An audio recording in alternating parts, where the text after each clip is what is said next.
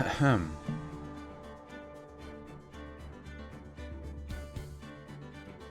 Ahem. Clear throat noises. Ahem. Scoop mic. Oh. Oh boy. Getting all that Death Stranding in. Sure, where's the guy at?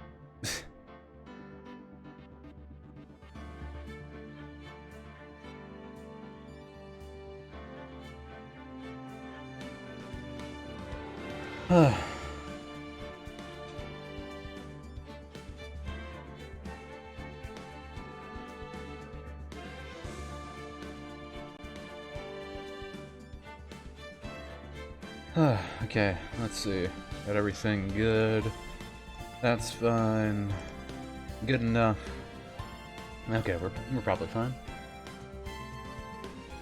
Okay, we left off at a to be continued screen, so we should be starting right up into stuff.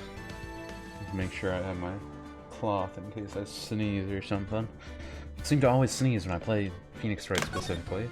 Does that have anything to do with talking so much? I don't know. Anyways.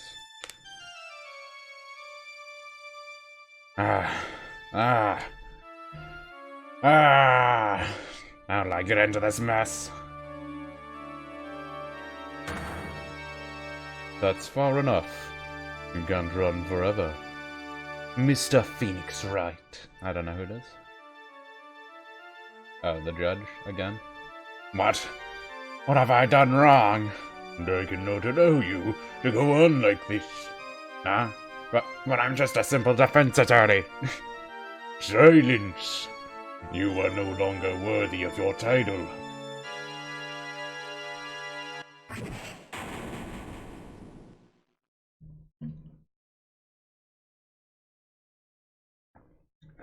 I had this dream before. Someplace, some time ago. As if this day was written into my destiny. Today I'll stand in court as a lawyer. To prove a killer innocent.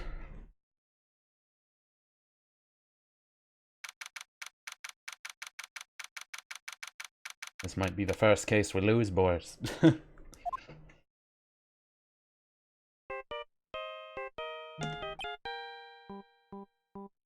I mean, hypothetically, he didn't kill anyone, but he hired someone to kill people. So technically, we could get him innocent of that specific crime, because the assassin didn't say which crime to get him caught for.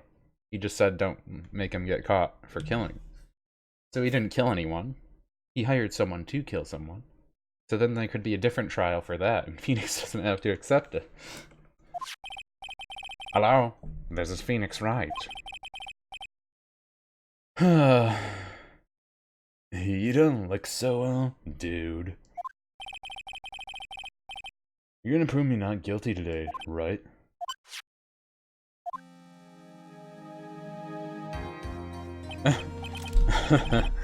If you please, Mr. Lawyer, remember, it's not just me, your precious friend's life is riding on today's verdict, too. Now listen, you better get in guard guilty sentence, okay? If you get that creep slime bag not guilty, I'll never forgive you, ever. Maya. Phoenix. I don't know who the... Oh. Mia. Mia! Maya. How's Maya? I don't know. You don't know? But you're like a ghost. She hasn't tried to channel me since yesterday.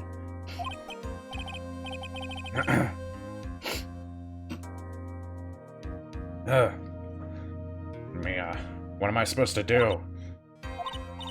Well, like I said, for a lawyer, the worst of the times are when you have to force your biggest smiles.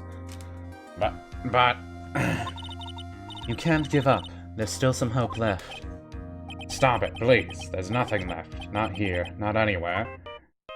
What a baby. It's that accursed ungod again. Will you leave me alone? Look, don't call me anymore, I get it. You really mean, pal. Gumshoe, I'm really sorry. I don't have caller ID. Where are you?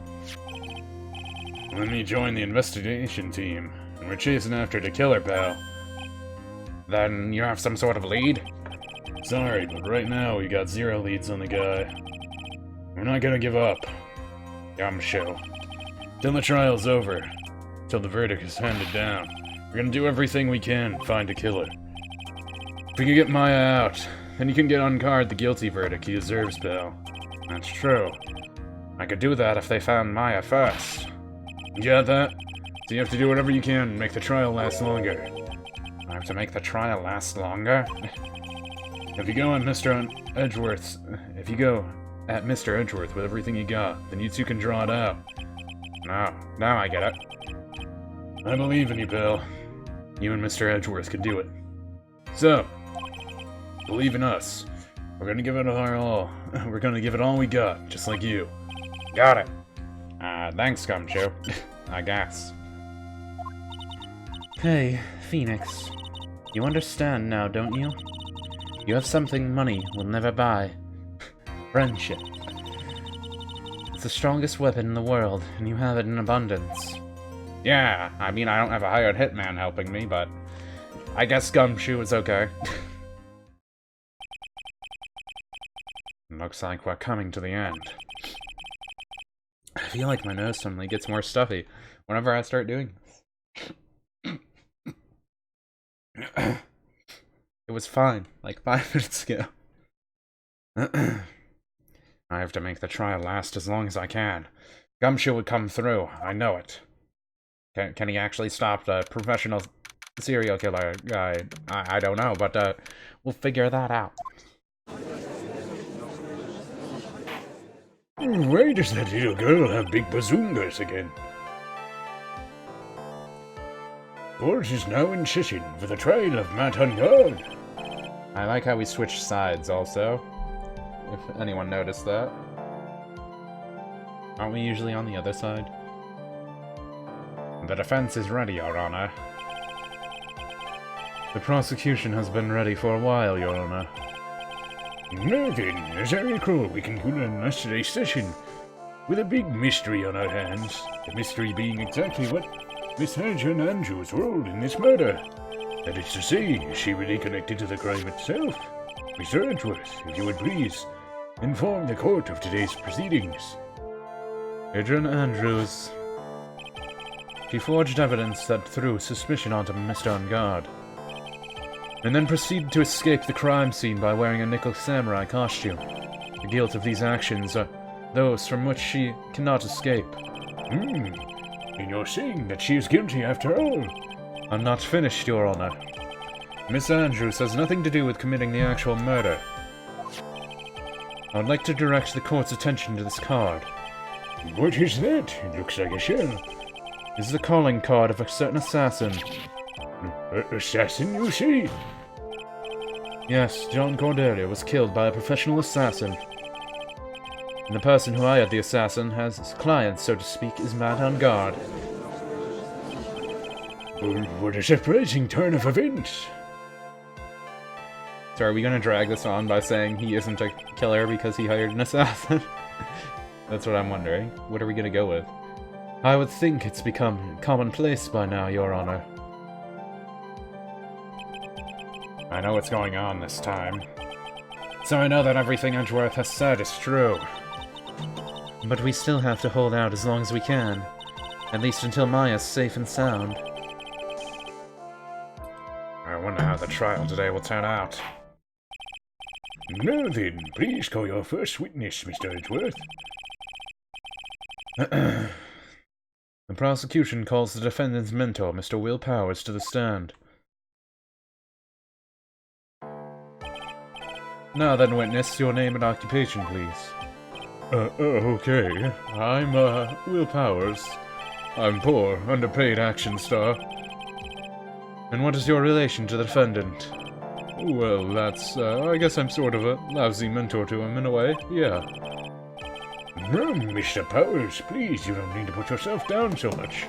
Oh, sorry. Well, I'm just kind of nothing sort of guy. Whatever. On the night of the murder, you visited the defendant's room. Is this correct? Yes. I didn't know that.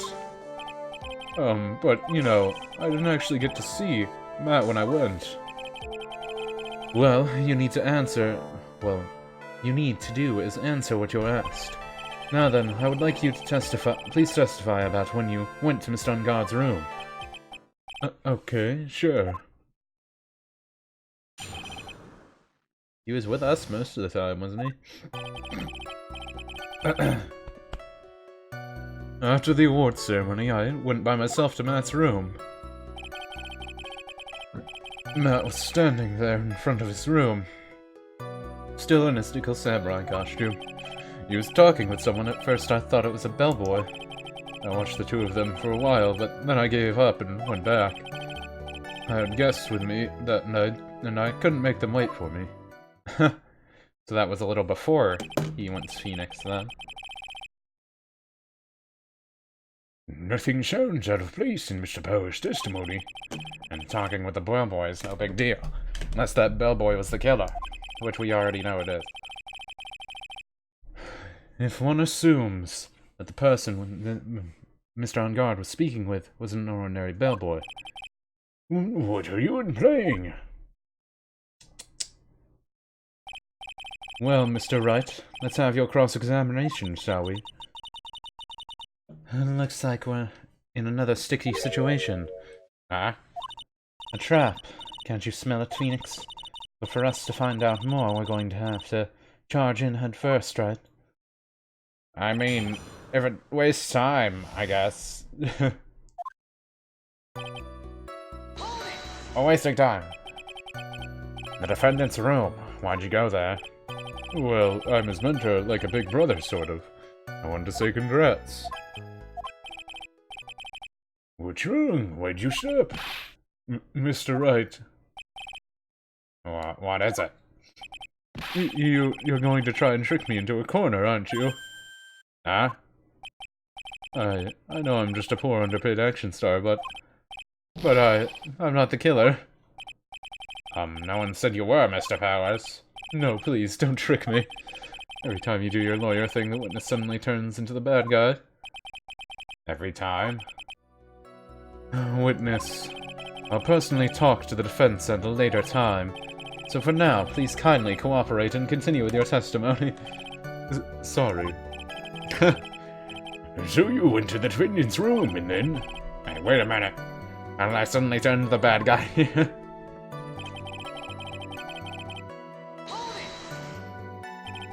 Are you sure that was Matt on guard? Yeah, I'm sure. He wasn't wearing the Nickel Samurai mask then. If that's the case, then he really can't be mistaken. And what was the defendant doing standing in front of his own room? At first. What do you mean by that? Well, he was in the bellboyish uniform, and he had a bottle of juice on the tray. Sounds like an ordinary bellboy to me.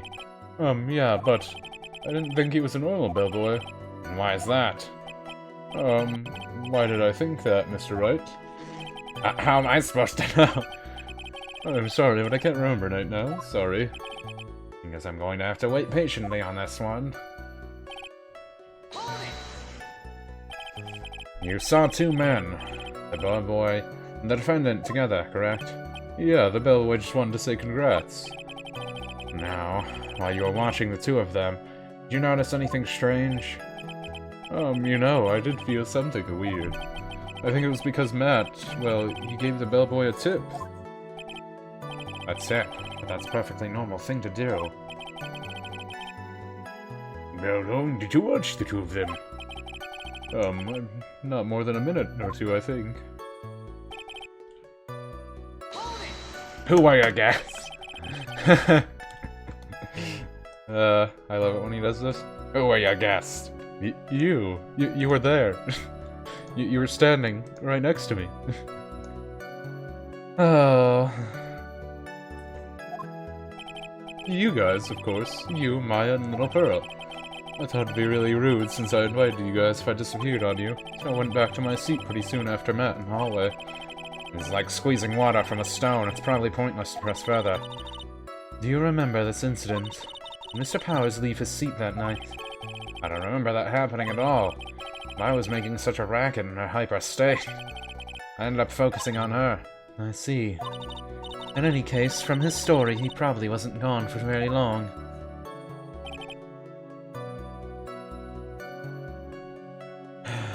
What can I... present?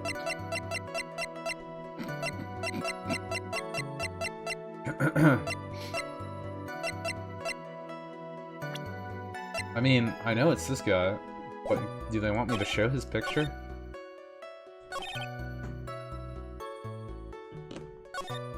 He said the bellboy looked weird. I'm not actually sure what they want me to do here. This time, like, usually I have some idea, but I actually, like, have no idea whatsoever right now. Where was I?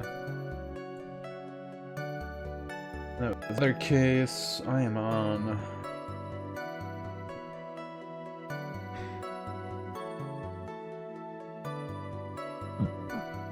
Ugh.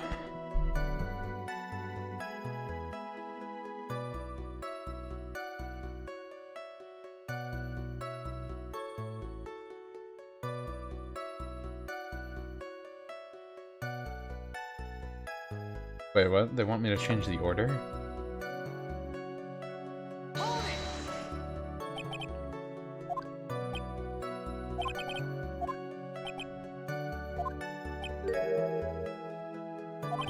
Actually, Mr. Powers only a few minutes ago stated.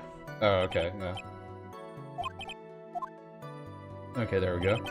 Could it be that you felt something strange about the tip-giving incident itself? Ah, yeah, that's it. You really know your job. Mr. Edgeworth? Yes, Your Honor. This bellboy, he wasn't an ordinary one, was he? Perhaps we should let the witness tell us. Very well. Mr. Powers, please omit your testimony. You mean about the bellboy, right? So he gave the bellboy a tip. What's so strange about that? Oh, well, you see, Matt's not a poor penny pincher like me. I was trying to figure out how much it was because the tip really shocked me. How much it was? But that's when something even more surprising happened. The bellboy was putting the tip he got in his pocket. And that's when I got my first good look at the guy's face. I was really shocked. I'm afraid I don't follow at all.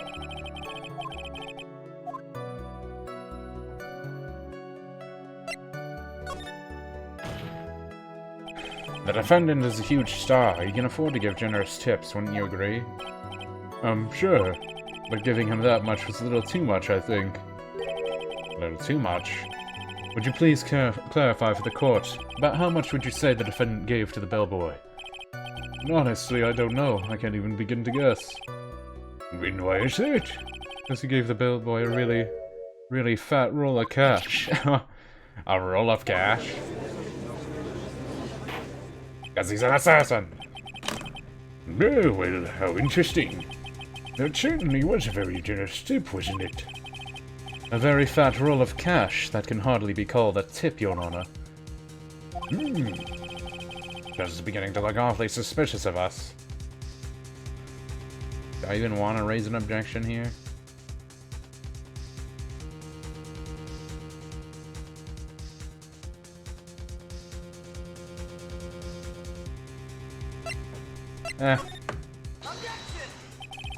The defendant is a superstar.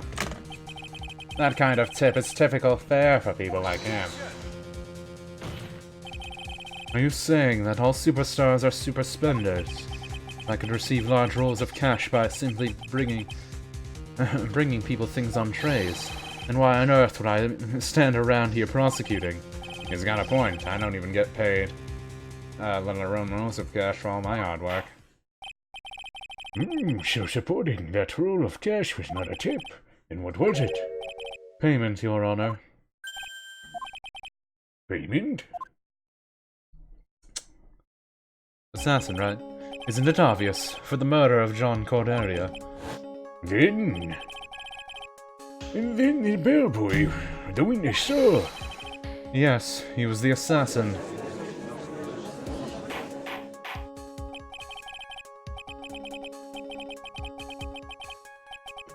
Hold your horses, Mr. Letchworth.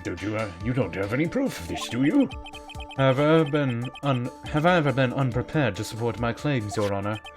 I have here this card Shelley the killer left at the scene of the crime. Shelley the killer?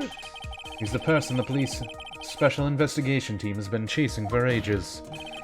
I'm certain that the person the witness saw was this very assassin, Shelley the killer. Really? What's wrong, Mr. Powers? Nothing. Something just clicked in my head, and I think I figured out something.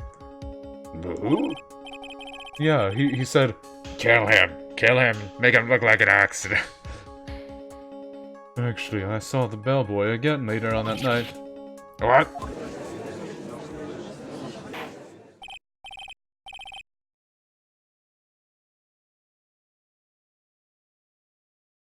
You'd think it would dissolve into proving, well,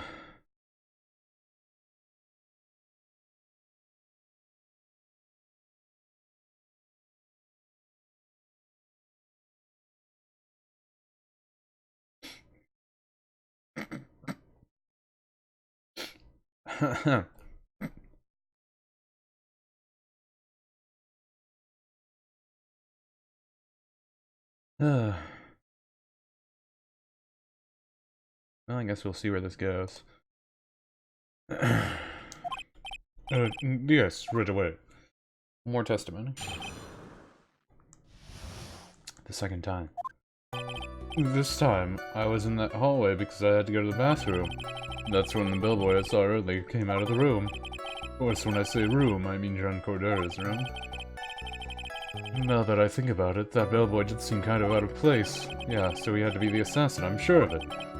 I mean... Thank you very much, that's all we need for now. But I'm not done. There's still more.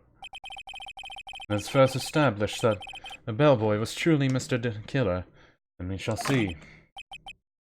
So, the bellboy came out of the victim's room. And if that bellboy really was the assassin, then I think the answer is fairly obvious. That would be correct, Your Honor. Well, Mr. Wright, I believe it's your turn to entertain and make us laugh. Ha ha ha ha! This is no laughing matter. My sister's life is literally in jeopardy. She's probably not dead. The killer didn't want to be blackmailed anyway.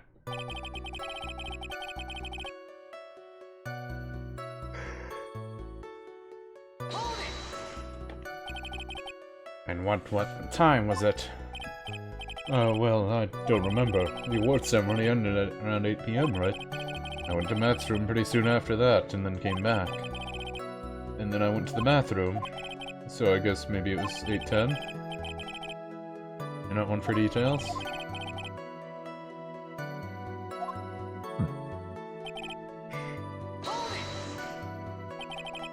Are you sure it was the same bellboy? Yeah. And how could you tell? All the bellboys wear the same uniform, after all. But you see, well, he had these stitches in his face. Ah. So I'm sure it's the same guy that was talking to Matt. So which room did the bellboy come out of?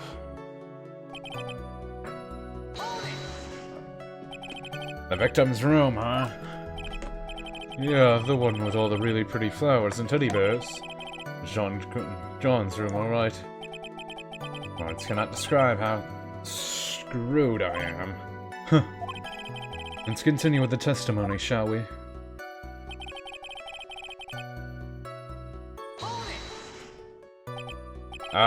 So what exactly was so out of place about him? Right. Why the insistent grin? Maybe because I have no idea what damaging thing he's going to say next. Well, the bellboy was empty-handed. Empty-handed? The bellboy was one with those room service people, right? But he wasn't pushing a cart. He wasn't holding a tray either. You'd call that a little strange too, wouldn't you? I agree. It is a bit strange, Mr. Powers. Really that strange for a bellboy to be empty-handed? What should I do? Should I let Mr. Powers' testimony slide, or try to pull a fast one? I don't know.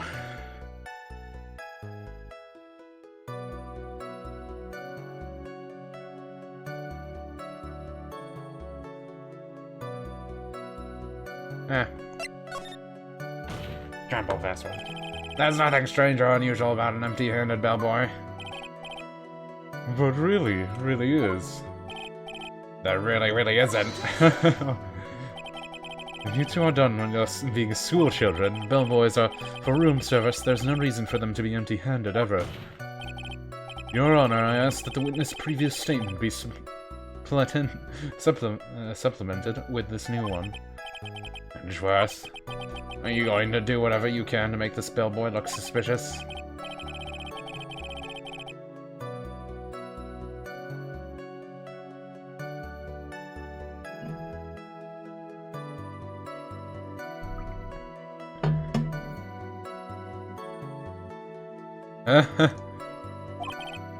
Mr. Powers, if you could have written the testimony.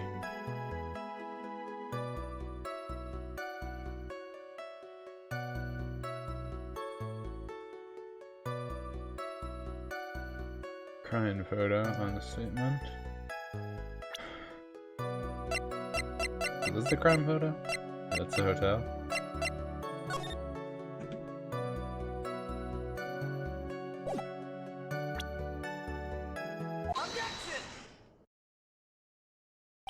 Mr. Powers, I'm trying to stall for time, help me. Yes? You're easily influenced by other people's words, aren't you? As soon as you heard that the bellboy might have been the killer, you got caught up in believing it must be true. But isn't he really suspicious? He's got all those stitches and... So, a baseball has stitches? Are you saying all baseballs are suspicious because they have stitches? Well, there's also, I mean, what about him being empty-handed? I would like to ask the court to please take a look here. This is the crime scene. There's a wine glass sitting next to Mr. Corner's body. The liquid inside this glass, tomato juice. And now if you would look to what is on top of the table, lower right corner here. Anyone can clearly see that it's a tray with a bottle of tomato juice on it. The bellboy had just brought this to Mr. Cordelia's room. He left the tray in the room, which is why he was empty-handed when he left. But that would mean that the bellboy had seen and left a dead body in the room. Ah, but can you prove that Mr. Cordelia was already dead at the time? No, Mr. Edgeworth. Yes? I blame you for leading me down this route. I'm terribly sorry. What is with him? Why is he laughing? Witness, isn't there one more thing you would like to share with us? Is there? The bellboy was empty-handed, or should I say, empty-handed. I recall that you had said something, interesting to say about his hands. Oh yeah, I almost forgot. Nah. No, what? That boy, he was wearing gloves. Gloves? Yeah, pitch black leather ones. All the other boys don't wear gloves like that, right? Black leather gloves? Why didn't you ever mention them earlier? You'd, slipped my mind. Boy, let's make the bellboy look really suspicious. Alright, gotta focus. I can't get lax here. So what if he had gloves? A lot of bellboys wear gloves. Come on, Mr. Wright. That bellboy was the one wearing black leather ones. So, a football is made of leather. Are you saying all footballs are suspicious because they are made of leather? That is pretty good. I hope he just keeps making dumb comparisons. But that man, he received a large roll of cash from the defendant. And then he was seen leaving the crime scene wearing black leather gloves. I don't think that even someone like myself can believe he was just another bellboy. Yeah. It seems that we have finally come to an understanding. Now then, witness, please continue with the rest of your testimony. The rest? Oh yes, please tell us more. Okay. The second meeting.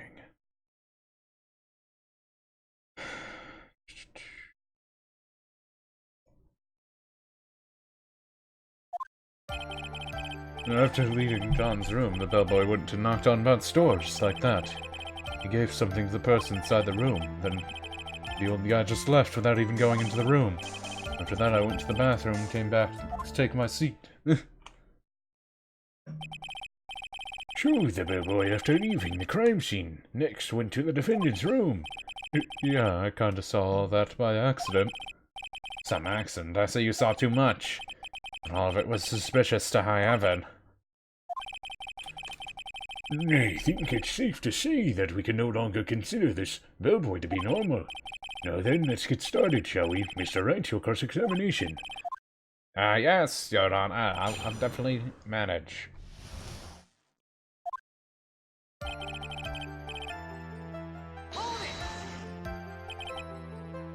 Is that why what you saw while you were busy spying? Excuse me. Maybe poor and underpaid action star, but even I wouldn't stoop to spying. Well, I think the point is, where did you watch all this from, Mr. Powers? Oh, from the door of the bathroom with my left eye. Sort of sneaky spy-like. I knew you were spying. Please, does it really matter if he was doing it over or underhandedly? What did the bellboy do next? That's all I care about.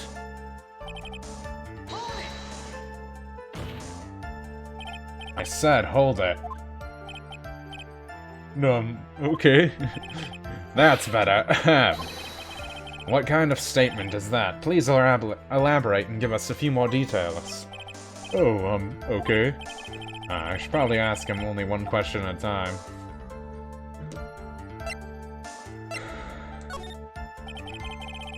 So who took this something from the bellboy handed off? Actually, I don't know. What do you mean? I'm sorry, but I only saw the person's arm. Only an arm? And you're saying you didn't actually see the person's face? Yeah. Well, it was Mr. Unguard's room, correct? So it could have only been Mr. Unguard himself, I'd say. And then, what did the bellboy do after that?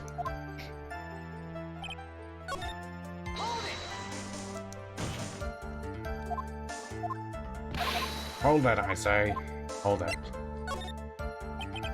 He gave something to this person. Yeah. And what was this something? If I remember what it was, I wouldn't be calling it something, would I? But this implies that something was removed from the scene of the crime. Are you sure you really can't remember, Mr. Powers? I think it was something kinda small. I would like to summarize this testimony up to this point, if you don't mind. When the bellboy left the crime scene, he immediately went to the defendant's room. There he handed a small item of some sort to the person inside. As for the person who received the item, all you could see was the person's arm. Yes, it was just like that. Mr. Edgeworth, is this all really important? Of course, Your Honor. I think this is of the utmost importance. This is when whatever was removed from the crime scene was handed over to the client. Mr. Powers, please try to remember what it was the bellboy handed off. Well, let's see, I think it was... no. If you remember, please remember, add it to the testimony. Ahem.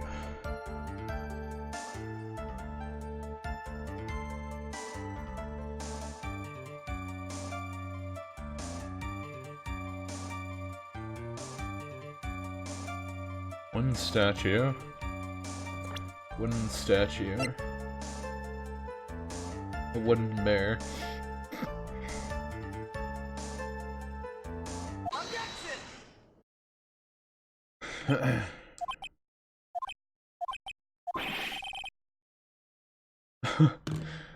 What was the point of that pregnant pause? Where did that objection come from? Well, speak up. It was me, Your Honor. What is it, Phoenix? I have a feeling that something bad is going to happen once I show this. Mr. Wright, if you have something to say, please spit it out. Yes, okay, Phoenix, deep breath. Mr. Powers, that's something you saw. Was it this item? Oh, hey, that's it. That's the something. Wow, Mr. Wright, you really figured that out. I can recall we found this at on Guard's mansion.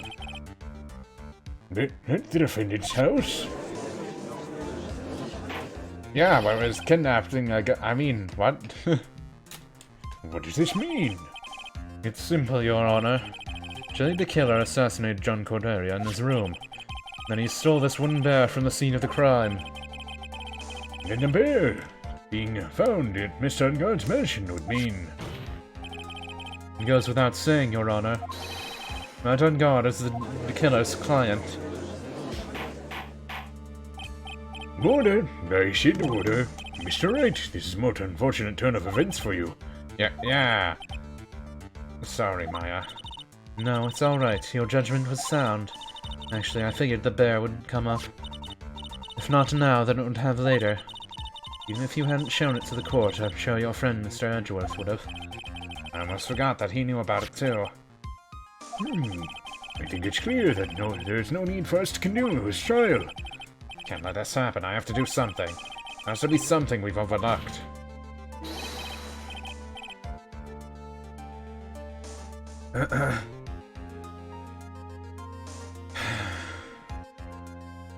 Yeah, what about it? Your Honor, a minute, please.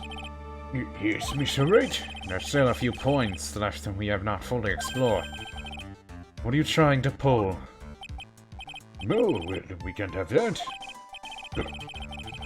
Alright, what questionable point would you like to explore?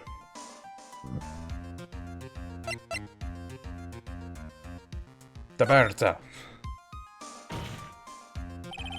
I think it's fairly obvious that the bear itself is very questionable. The bear, Mr. Wright? This was found in Mr. Ungard's mansion. However, Mr. Ungard was arrested at that hotel that night. Which means that since the murder occurred, he has not had a chance to go home. Boo! I think Your Honor has already figured out what I'm trying to say. Is it not possible that it was Mr. Ungard who took this bear to his mansion? It is not possible. It's him that took the bear. Why, that's very true. We didn't consider that point, Mr. Wright. There was no way time-wise for the defendant to have taken this bear home. I mean, that is true. I didn't really think about that. But we already know how he got it there anyway. But you haven't gotten the best of me yet, Mr. Wright. Huh? I remember it clear as day. I remember what you muttered to yourself at Ungard's mansion.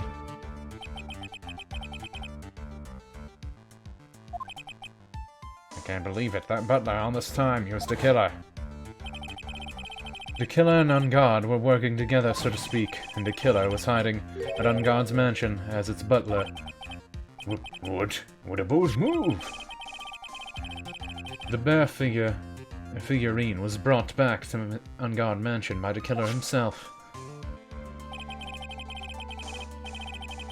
When it looked like he was about to be arrested, Ungard had him do so.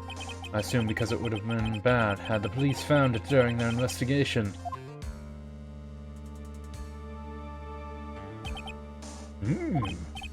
Well, Mr. Wright, you've been quiet for a while now. This is too much. Isn't there anything I can attack at all? I have to try. I have to find something else. What will you do now, Mr. Wright? Do you plan to... I plan to expose clearly shaky plates in Mr. Powers' testimony. What? There's still another one?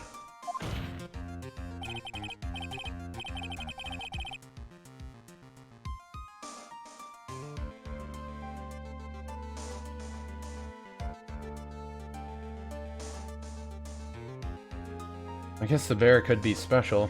It could have something inside of it.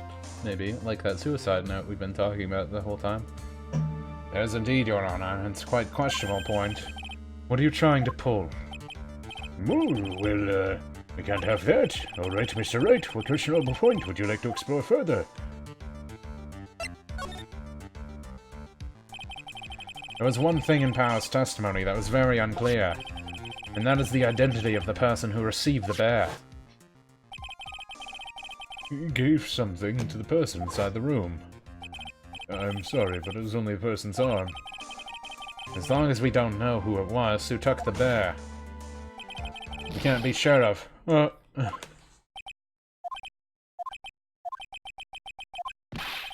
What is it, Mr. Powers? Are you going to scream like that? At least give us a reason. Oh, yeah. Actually, so, I remember who took the bear. What? Really? I mean, I only saw his arm, but the arm. It was the Nickel Samurai's arm, I swear. You gotta be kidding me. Are you sure of that, Mr. Powers? Yeah, it was the Nickel Samurai.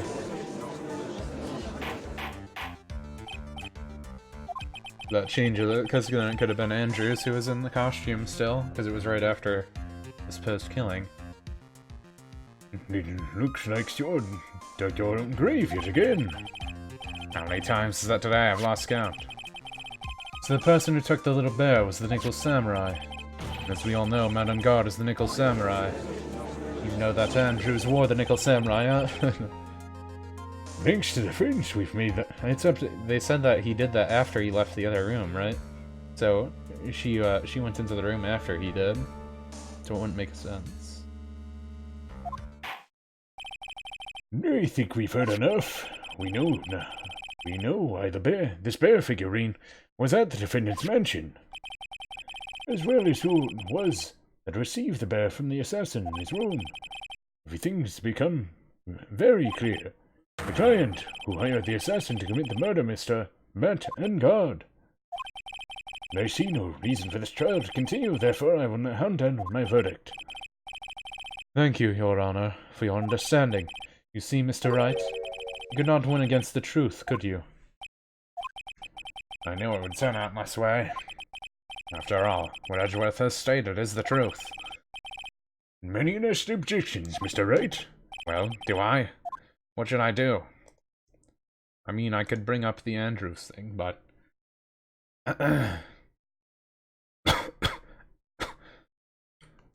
Yeah.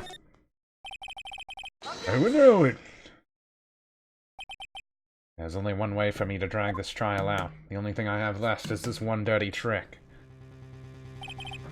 Your Honor! Right now we have these two reasons to believe my client is the assassin's client. Reason number one, he accepted their figurine from the assassin. Reason number two, that very same figurine was found at On God Mansion. However, it's possible that this is all the work of a certain other person. What are you saying? What I am saying is, it's possible a different person is the killer's real client. That'd be a plot twist, but I don't think that's true, since we got confirmation from Matt that he's actually some. Is this all you have? No then, Mr. Wright, that's your theory. What do you say is the killer's real client, and therefore the real murderer? It's dirty trick. Andrews? Yes, we already know that she tried to frame Matt on God for the crime. By wearing a spare Nickel Samurai costume. Then, the Nickel Samurai's arm that I saw. That could have very well been Miss Andrews. But what about On God? If you would please recall yesterday's testimony. The defendant was taking a nap during the break period. That's right. Then, finding this figurine at Miss On God's mansion. It was a well-laid trap set by Miss Andrews. Mr. Edgeworth, what is your opinion on this? I can't even begin to count the flaws in the defense's logic, besides which there is no evidence to support it. However, I can't fully discount its possibility either. What's with this trial? Go on, anyone can tell Unguard did it. I can't believe the defense. Unbelievable.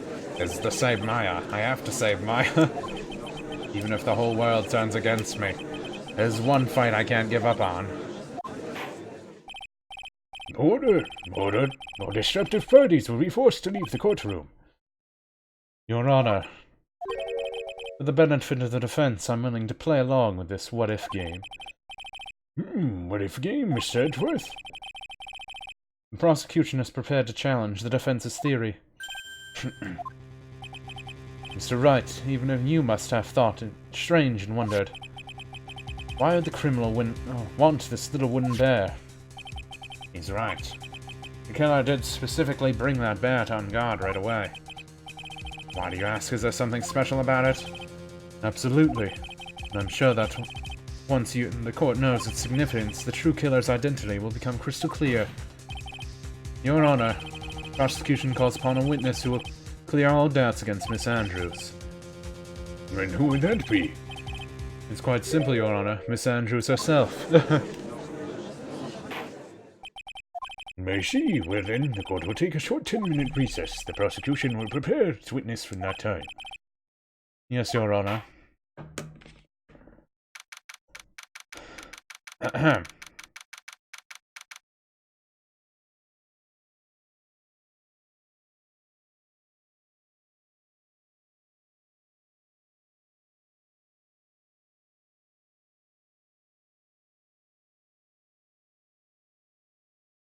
Well, we'll see how this goes, I guess.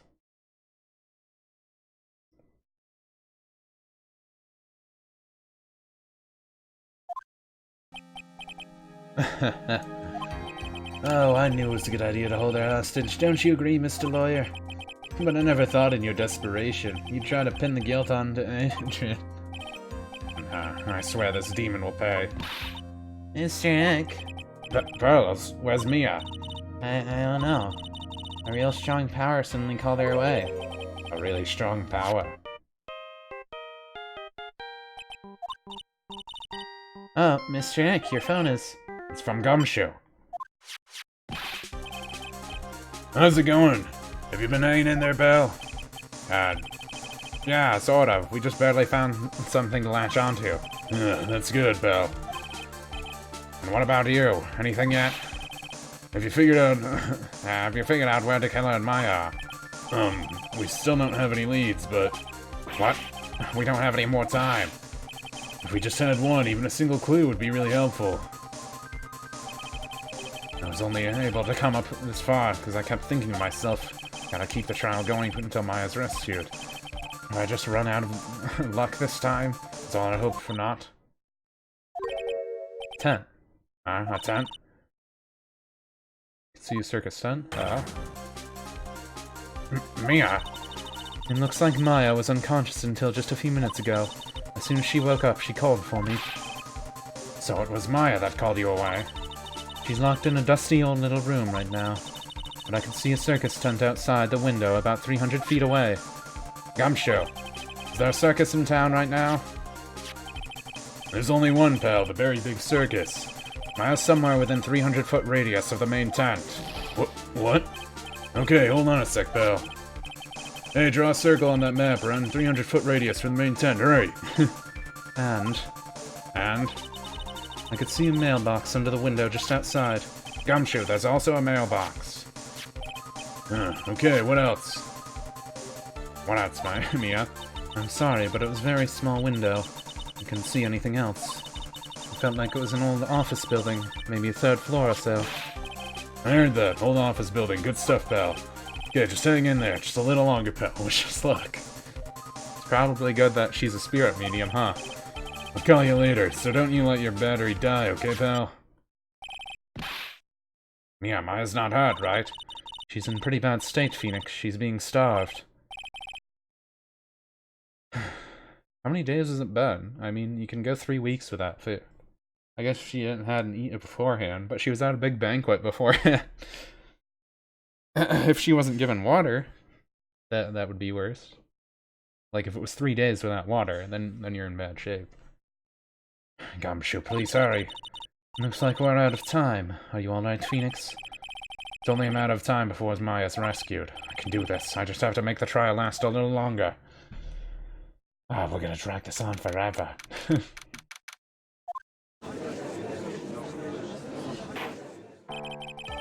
Court will now reconvene. The killer, the man who murdered the victim, handed this to this client. From this, one obvious question arises. Why this particular item? I believe the answer to that question will provide us with the name of the real culprit. Now then, the prosecution claims the defendant's manager. Andrews to the stand.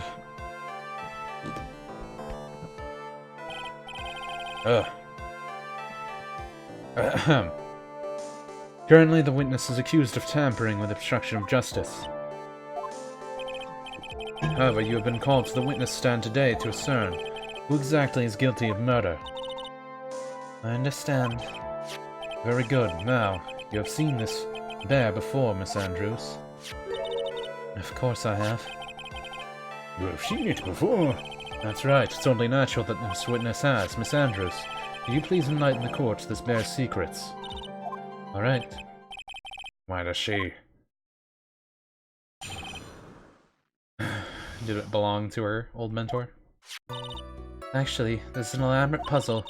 If you know the correct order, it can be taken apart one piece at a time. At its center is a small cavity with just enough room to store a small item.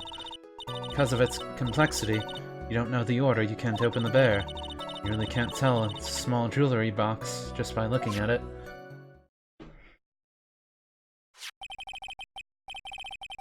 So this figurine is a container of sorts, is it? Yes, looks can be deceiving, wouldn't you agree? Yes, this is superb craftsmanship. Oh yes, I nearly forgot. You may begin your cross-examination, Mr. Wright. It looks like there was really something to that bear after all. A puzzle box. A jewelry box. Did it have the suicide note in it? A puzzle. That's right. But it looks like an ordinary figurine. True enough. To people who don't know, I'm sure they would never guess this was a puzzle. So what kind of puzzle is this exactly? You can take it apart, and how would one go about doing that? Well, you first turn its tail to the right and then push it in. Oh yes, I see. After that, the arms and legs are free to move, and it can be removed. Oh, this is most interesting. A boy and his new toy. It's like he's 5 all over again.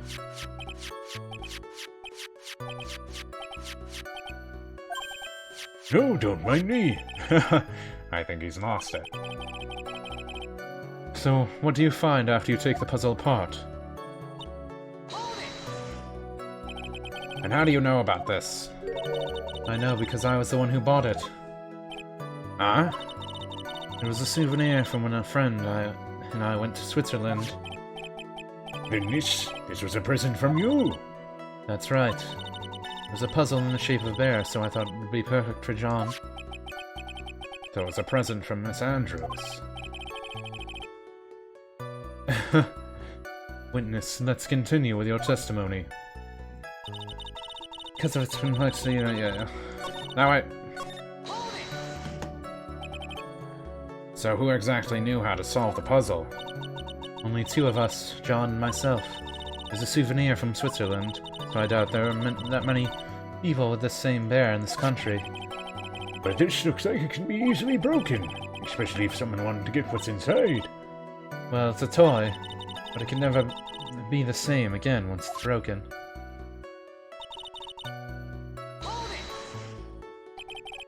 Who else knows that this bear is actually a small container, or a jewelry box?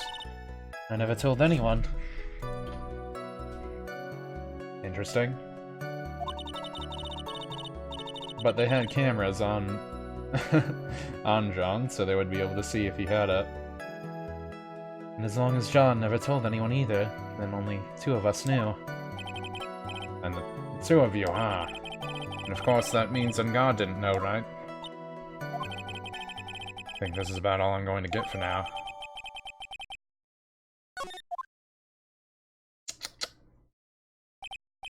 Well, Mr. Wright, I think even you have to realize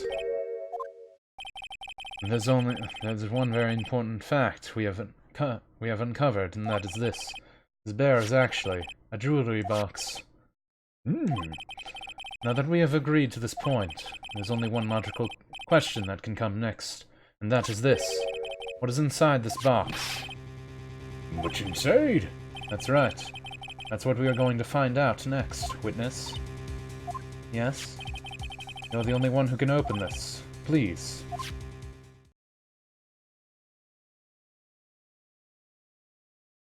There's a painful silence hanging over the courtroom. All eyes are on Miss Andrews as she solves the puzzle box. Like, I've opened it. Is this what you wanted? What is that? It looks like a note. I was right, it is the suicide note.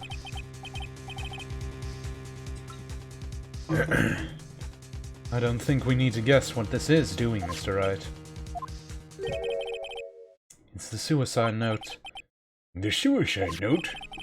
The suicide note left by John Corday's former manager, Celestin Hawk. Until now, no one knew of its whereabouts, but just suspected it was hidden. Hidden by the victim, John Cordelia himself. It seems Celestin Hawk had a very beautiful handwriting. She just as beautifully signed her own name on this document. It's most definitely the note she left right before she committed suicide. But she helped him hide it away then, in that puzzle box, too. So they together waited to bring up the stuff. Witness, did you know about this? Yes, I did. I heard about it all from John. When I discovered his body, I looked for the bear. I went to destroy the note before it became public, but couldn't find it anywhere.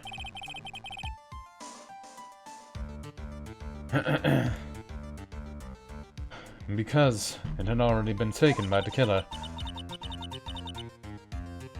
Everything is going at Mr. Edgeworth's pace. So now the suicide note has been found. What's the next logical question? What's written on the note? That's right. At least that's what I would think. Now then, I believe it is only appropriate that the contents of the note be made known. I can't stop you, can I? I do so much just to get my hands on it. I was going to burn it for her sake. I'm deeply sorry, but I cannot allow you to persuade me to stop, Your Honor. Please read the contents of the note aloud. Ahem. Ahem. Very well.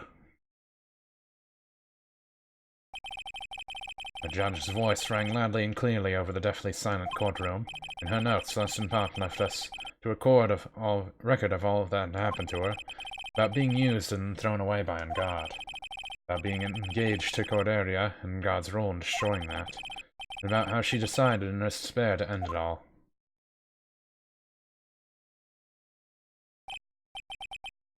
I mean, that's all Miss Park had to say.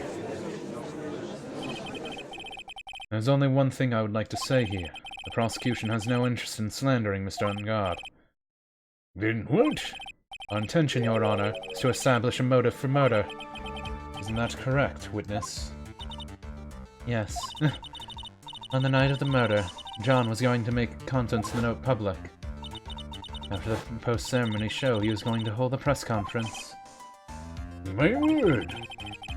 Modern God values, above all else, his refreshing spring breeze image, which is why he stopped this note from being made public. At any cost. Well, that happened. Guard's fault that woman killed herself, and this time he even went as far as to kill someone to stop him from revealing that. Ouch, that. What a selfish person. Yeah. There's no room for doubt here. Mr. the Killer's client's goal was to obtain the suicide note. The only person who needed this note that badly is the defendant. Let's not forget that the bear with the note inside was found at the defendant's house. It seems we've come to the truth at last. The defendant's motives were entirely selfish. He deserves no sympathy from anyone. How am I supposed to escape from this? Why the hesitation, Phoenix? Gumshoe hasn't called yet, so you know what you must do. I know, I have to carry on and buy some more time. Okay, there are 2 deadly pieces of evidence and a figurine suicide note. Maybe somehow I can find a way out of the situation through one of those. Ahem.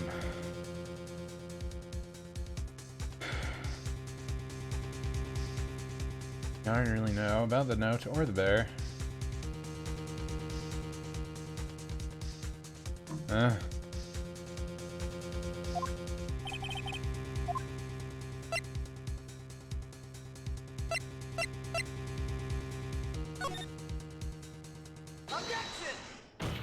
We can have to stall on either one. Please wait, Your Honor.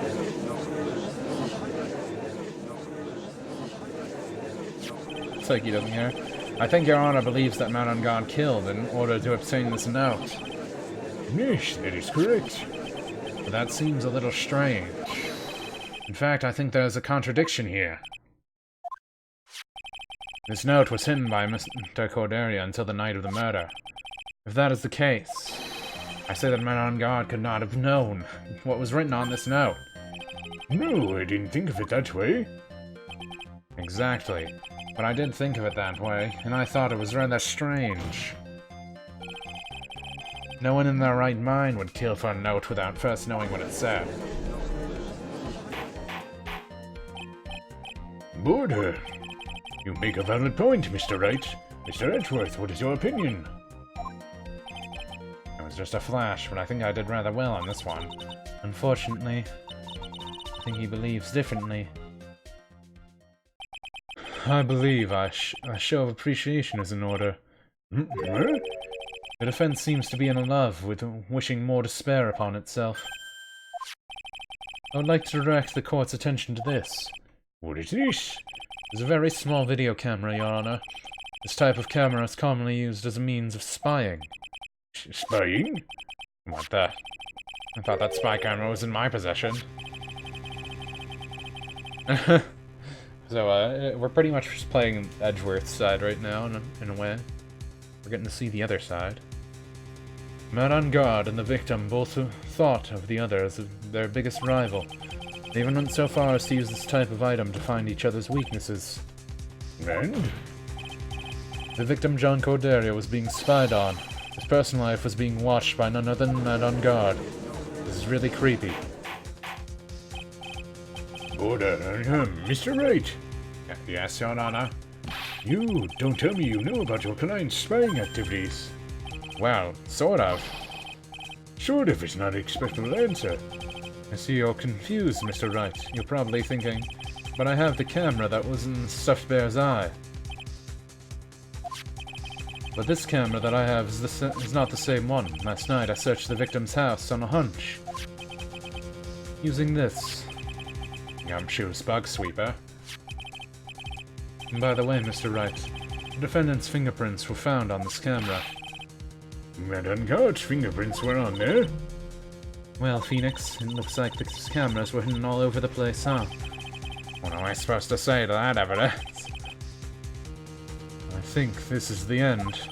It's fairly obvious that Mr. On Guard learned the suicide note through this. He was watching the victim all along. You got me good this time. I don't have anything to counter that. What's that lawyer thinking? Mommy, is that man bad? Don't look at him. Why he's sweating is just so ew, nasty. Phoenix. Yes, Chief? Have you figured out what you're going to do next yet? What I'm going to do next? Is running away like a frightened child work? I know it seems like Mr. Edgeworth is very close to putting the lid on this case, but in his eagerness to prove his point, he forgot one important thing. Well, what is it, Mia? There's a piece of evidence that he really should investigate.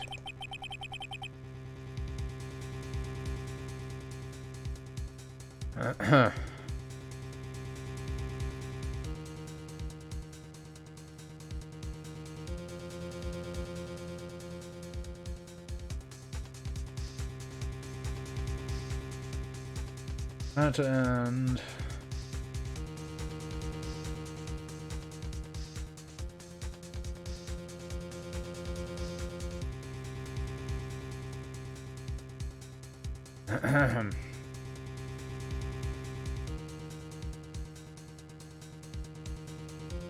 Oh yeah, I guess that could work. Maybe. I don't know. It's all weird. I'd really hate to see a good prosecutor get scolded for not remembering to look into the item when he had the chance. Why are you speaking in riddles all of a sudden?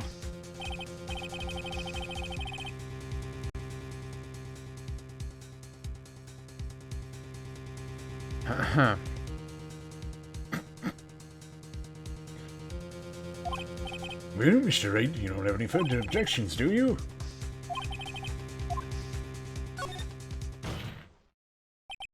I have an objection, Your Honor. That was about the weakest objection I've ever heard, Mr. Wright. Your Honor, the defense has no intention of letting this go so easily. You're beginning to sound desperate. That's just your imagination, Your Honor. Mr. Edgeworth, this is not like you at all. In your eagerness to prove your point, you've forgotten one very important thing. Hey, isn't that what I just said? So you're telling me that I forgot something? You're so close, Mr. Edgeworth. There's something you really should examine about this piece of evidence. This is Miss Unbox's suicide note, right? Who knows? I mean, sure, the suicide note was found inside this bear, but this bear was in my possession until only a few moments ago. Which means... the handwriting on the suicide note has yet to be analyzed. So, as to whether this pivotal piece of evidence was really written by Miss Park or not, that has yet to be even remotely confirmed. Mr. Wright, you can't be seriously... Mr. Wright, you saying the suicide note is a fake? Miss Andrews, you were the one who tried to pin this murder on Mr. Ungard. Who's to say you didn't create a fake suicide note and put it inside the bear? How dare you? Your Honor, the defense is indiscriminately accusing the witness again. There's no evidence linking the witness to the suicide note whatsoever. But if this is a fake, then the witness is the only person who could have made it. What? Recall the witness's testimony concerning this figurine. The only person other than the victim who could solve the puzzle is the witness herself.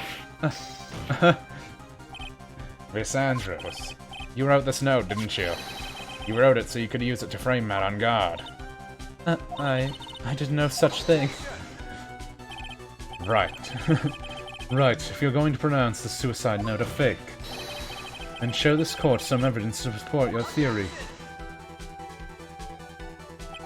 Mr. Edgeworth, you were the one who presented this scrap of paper as evidence.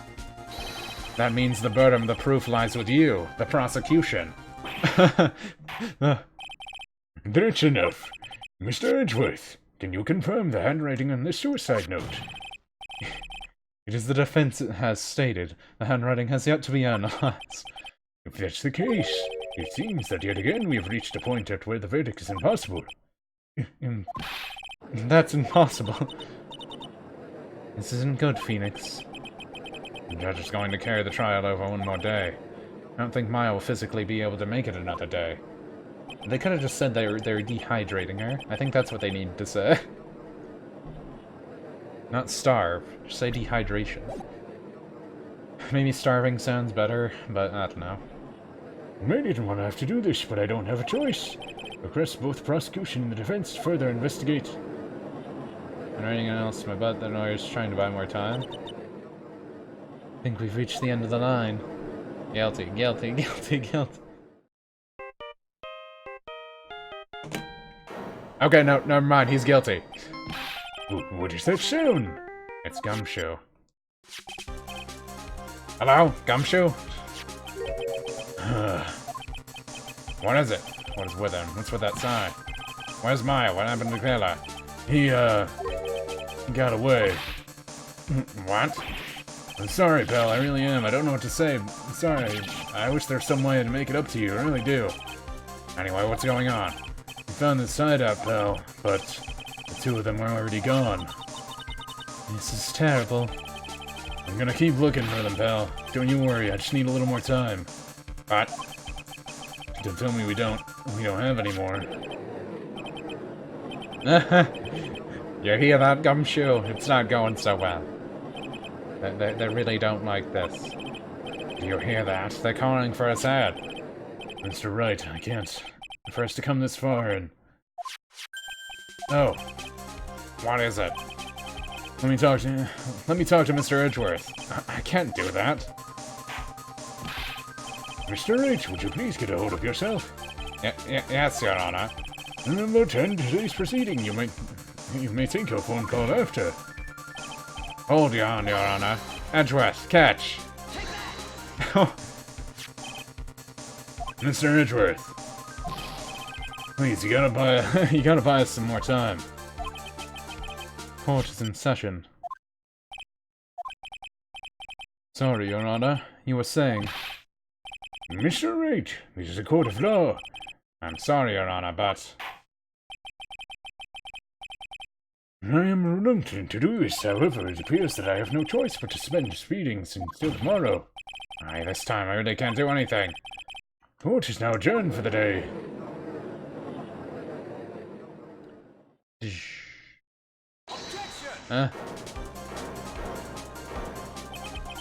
Please wait, Your Honor. Edgeworth? What is it, Mr. Edgeworth? I am to request a 30-minute recess. For what purpose? We can perform the necessary test on this piece of evidence in that time. But can you really obtain the results in 30 minutes? I believe we can, Your Honor. But wouldn't it be better if we adjourn for the day and reconvene tomorrow? 30 minutes, please, Your Honor. That's all I'm asking for. Please, Your Honor. Very well. At the prosecution's request, the court will now take a 30-minute recess. But be advised that I will not allow another recess today. I'm not sure if this is helping or hurting us. The court will now take its final recess for the day. Can I get my phone back, Edgeworth? Right, well, what's going on with my situation? The killer, looks like he got away again. 30 minutes, we can't find her in that time.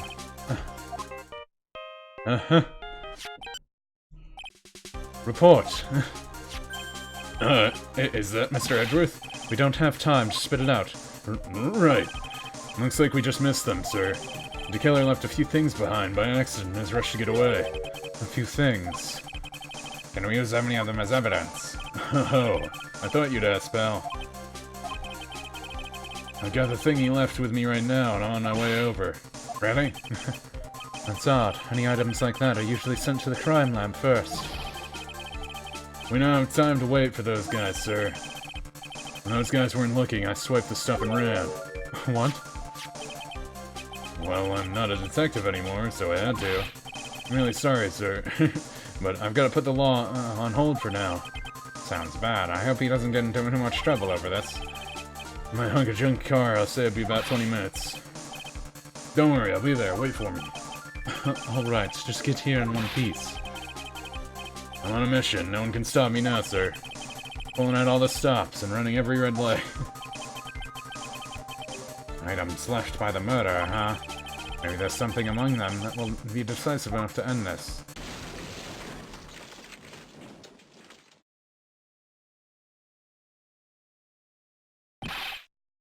Hey, what's wrong? Detective Gumshoe, answer me. No one can stop me. He just ran into a car? He just said he was running every red light. It sounded like he had an accident. I'm guessing his cell phone broke as well. What was he thinking? You gotta hurry and call for help. But you have no idea where he is. His cell phone was broken. He wasn't driving a patrol car, so no radio either. Also, if you don't get to those items before they do, the police will take possession of them. No, we can't let that happen. Well, if there's a way we can find out where he is, then we stand a chance. Why, oh why did Gumshoe have to get into this accident now? Is there any way we can find out exactly where he is at this moment? There is a way. Von Karma's creepy. What? How? Sure, we can find out what Detective Gumshoe is through this. We bring up Francesca at a time like... Oh, I see. I'll try to get in contact with her. The chances are very slim, but she's still all we have. Francesca. Will she even want to help us? Edgeworth. What is it? I don't have any right to judge anyone ever again. And my client is guilty. What I'm doing now... I'm pinning the guilt onto someone totally innocent and using evidence to do so. Might be my turn to say, defense attorney for teenage Wright chooses death. Right. Doesn't suit someone like you to cry useless tears, whether you did your job well or not. It can only be seen after the verdict has been decided. The verdict. The prosecution here, Mr. Edgeworth here. There's a phone call for you, sir. You said it was extremely urgent.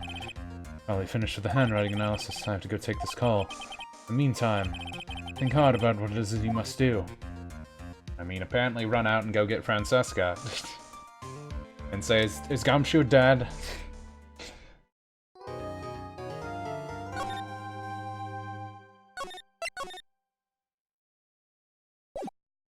Well, let's keep going. Let's try and get this case finished. I feel like we're almost at the end here. This is the end of episode 2, right? Court will now reconvene. I assume both sides are ready. Yes, Your Honor. Yes, Your Honor. Wait, what? Why is he looking like that? Was it not the real suicide note? I can understand the defense acting like this. However, why do you also seem distraught, Mr. Edgeworth? That is... It's nothing, Your Honor. What's wrong, Edgeworth? Looks like something unexpected just happened to him. Are we going to actually get a plot twist?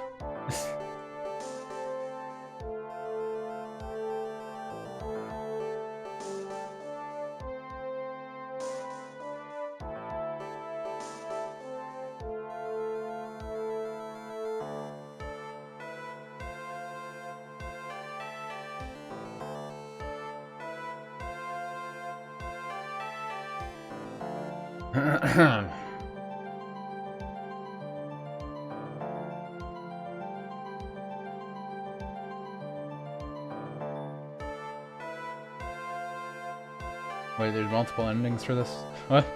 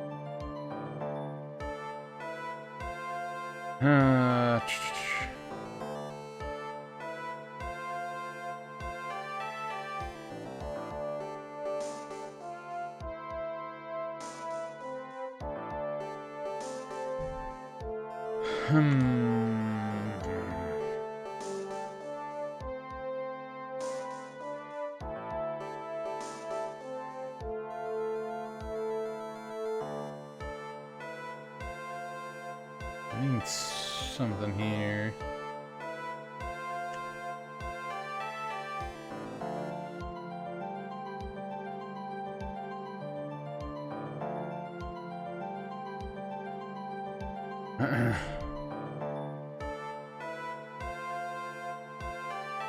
Yeah, I need 2 different endings. Requirements for the bad ending, if you're at the part when you're going to present someone or something. Present something.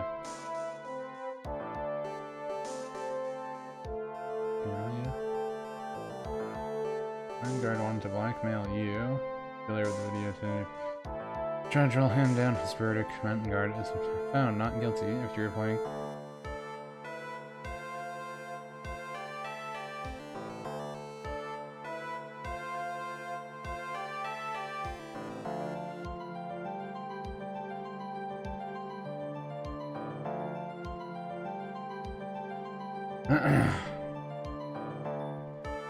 Well, it looks like a lot of stuff is gonna happen. Handwriting analysis on the suicide note. Yes, Your Honor. Unfortunately, we have discovered that the suicide note is a forgery. What? What do you mean, Mr. Edgeworth? This note was not written by Miss Park herself. It is a fake. Order! Mr. Edgeworth, would you care to explain what is going on? If it is not written Miss Park, then who is it? I would need more time to do a more detailed analysis. However, it appears that the handwriting matches that of the victim, Mr. John Corderia. Mr. Corder? Well. It looks like Mr. Park never left a suicide note after all. Never wrote anything about Miss on guard. However, Your Honor, even though the suicide note is indeed a fake, Miss on guard could not have known that, and so the facts remain unchanged, acting under the assumption that it was real. He had plotted to possess it. That does sound very plausible. His theory that Ungod had no idea what the note was fake. Something seems a little wrong with it. Well, I guess we're going to get into some interesting stuff here. Maybe. Where are we right now?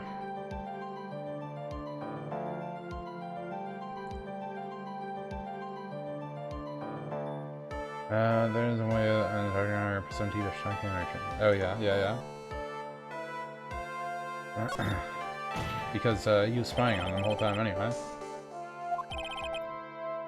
If everything the prosecution has proven up to this point is true, then it's impossible for Mr. Ungod to not have known it was fake. Oh god, there's so much evidence in this case.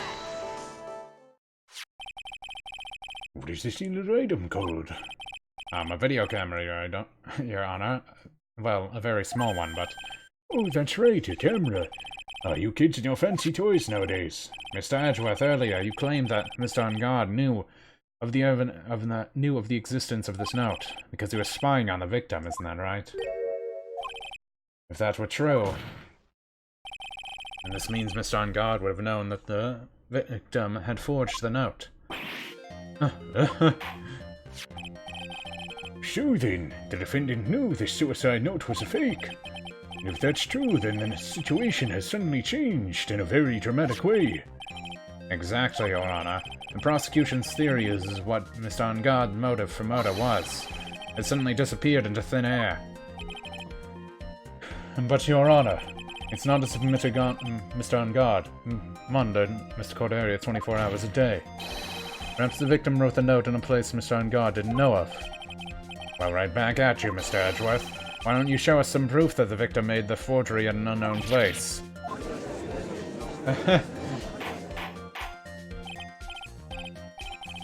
Order, Mr. Edgeworth. It looks like this time it is you who has dug his own grave. As I figured. No, as you figured. As I figured, it came down to this after all. Mr. Edgeworth, you are not making any sense. When I heard the results of the handwriting analysis, I thought this might happen. Question is, what's next? What's next? Prosecution can't prove Mr. Ungod's motive through the evidence. Then we must prove it from another angle. Well, I agree with you there. Your Honor, prosecution would like to call a witness to the stand at this time. Well, that's fine. However, this witness is a little unusual. Edgeworth stuttering? This is not like him at all. Unusual? Well, what sort of witness is this person, Mr. Edgeworth? The witness is one who is perfectly fit to answer once and for all of our questions. Who is it that hired Shelley the killer to commit the murder? That's impossible. Who in the... No such person exists who can answer that question with such certainty. Yes, Mr. Edgeworth, who is this witness? It's Yes, go on. Who is it? The man himself. Mr. Shelley the killer. Oh, Mr. the killer. Wait, Shelley the killer? You mean the killer, assassin? Yes, Your Honor. He's coming here to the witness stand. Well, yes, in a matter of speaking. I recognize that this is a very unusual circumstance, so I ask for your permission. Well, Mr. Wright? Yes? Is it alright with you? Do I have a choice here? Can't really do much during out the trial. The defense has no objections, Your Honor. I wonder if it really is alright to do this. Very well, the prosecution calls its witness to the stand. Edgeworth, is there no other way left to this? Now then, witness. Your name and occupation, please. Huh! We're using a transceiver with him having Maya still in place over there. Very good, sir. My name is Shelley the Killer, and I am a professional assassin. I see. What is going on here? Your Honor. How can you remain so calm? What is the meaning of this two-way radio? Actually, Your Honor, it was delivered to me just now, and it came with a condition. As long as we do not trace... wait, hang on. As long as we do not trace the source, Mr. Killer would testify to this court. So this must be what the urgent phone call he got was earlier about. Whatever. No, this will not do. I cannot allow this in my court. First of all, we can't even be sure this is really the killer himself. Witness, please present some sort of proof that you are in fact Shelley the Killer. I understand. Oh, wait just a second. I'm so hungry. Maya. No voice. Mr. Wright, can you confirm anything from this? The defense has no objections to this person. We're satisfied that this man is indeed Shelley the Killer. Looks like we have run into yet another expected turn of events. Well, it doesn't seem like we have too many choices under these circumstances, so... Now then, witness. There's one thing I would like to confirm before we speak on anything else. And what would that be?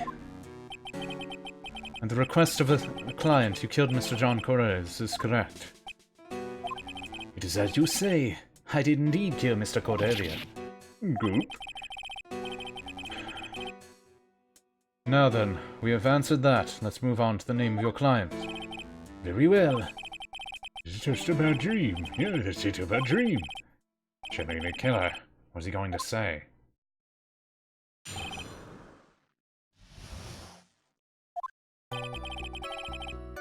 There's something I must first state. To an assassin, nothing is more important than the trust between a client and himself. And that is the reason I am here today on the witness stand. It is my wish that you grasp this concept before I give you the name of my client. Mr. the Killer seems to be a very clever man. I must say he seems to be mocking us. Well, he may appear to be our enemy, Your Honor. Mr. the Killer is only stating the truth. He is no hypocrite. He has always stood by this one belief. You mean this trust between his clients and himself thing? Yeah, man on guard broke his trust, though, right? It seems to be a level of trust beyond what people like me can comprehend. Well, Mr. Wright, are you ready to cross-examine the witness? Yes, Your Honor. I want to know what's coming up next, so stay cool and collected, Mr. Phoenix.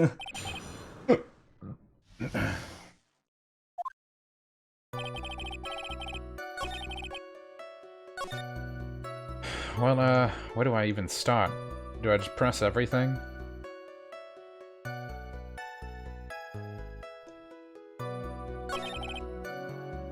Oh, yeah. The trust between you and your client.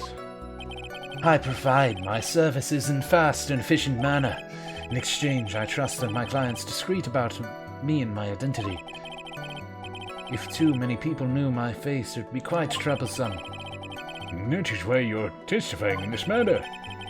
It's the first time my clients have ever been accused of murder. I must preserve the killer name so my clients can trust me. But couldn't someone stab you in the back and break your trust? It has never happened before, but if it did... Yes? That person wouldn't be my client for very long. They would certainly... That's enough, please, no more. Very well, it was only hypothetical anyway.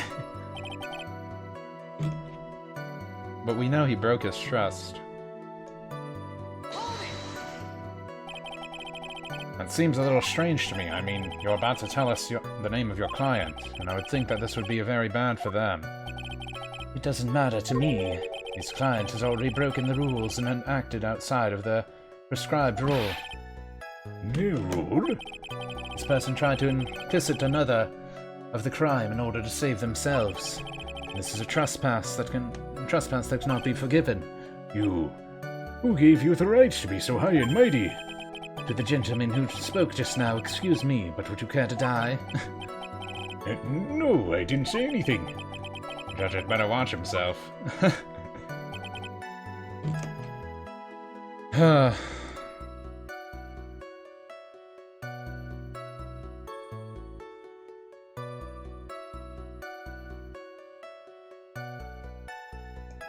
Well.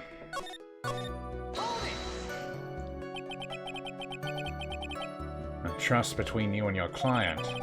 I provide my services in a very fast and effective manner. Exchange, I trust that. Yeah. You just said that, right? I'm sorry, but I was wondering about something you just said. You said that your client had already broken the rule. A person who frames another is the worst kind of human. And that's why you feel you can betray this person. I have no trust relation with the client who can't understand their assigned rule. That's my luck. An assassin with a conscience. Who would have figured? Yeah, we're not getting an objection right now. We're talking to an assassin, right? Now then, everyone, do you think you understand my logic? This case just keeps getting better and better. If you can't, then I'm afraid we can proceed. Everyone understands your point, I think, really. In that case, I believe I am prepared to disclose the information you seek. You have made it crystal clear that you value trust over all else. I believe you're ready. Excellent.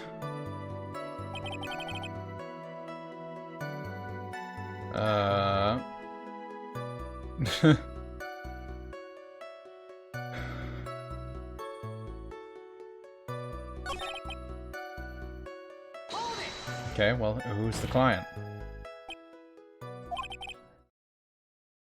What is it? Yeah, his name is Shelly the Killer. Yeah, it's a very original assassin's name. Now I can't bring myself to answer the client's name. If you can't ask it, Mr. Wright, then I will. Witness. What is the name of your client who requested the murder of John Cordelia? The person's name is... Adrian Andrews. What? Wait. Witness. That's not who you told me it was earlier. Pray tell who you're talking to, Mr. Prosecutor. I should think you're... No, I know my own client. It is Adrian Andrews. What? It's pretty much Law and Order, I guess. This can't be on the phone earlier. What's going on over there? My guess is Mr. De Killer has just stabbed Mr. Edgeworth in the back. Stabbed Mr. Edgeworth in the back? I'm sure in order to get an audience with this court, Mr. De Killer told him a different name, not on guard, perhaps. I knew it. This is outrageous. I was deceived. This witness is telling a very serious lie. But you were the one who summoned this witness. You, Shelley the Killer. My testimony is the truth. The defendant at the moment is not on guard, am I correct? All I wish to do is help procure his acquittal. Wow. All of a sudden it feels like we can actually win this. Yeah, yay. Yay for us. We don't want to win this, though. He's actually a killer. The sooner side note was forgery created by the victim. Furthermore, there's the possibility the defendant himself knew it was a fake. The most definitive of all, you've heard from the assassin himself the name of his client. Mr. De Killer's client who requested the murder was not the defendant at all. No. With all of this evidence, it is obvious to me that this means that Mr. Man on Guard is innocent. I seem to have caused you all a bit of confusion. Please, continue your discussion, and call me when you have reached a verdict. Bailiff, please bring Miss Adrian Andrews in immediately. What now? With the way this is going, and God will be found innocent, this may be our last chance to save Maya. Yeah, but Edgeworth is right. The killer is lying. And on God, my client. I know he's guilty. Can I live with myself if I win this? I can if I soft save it.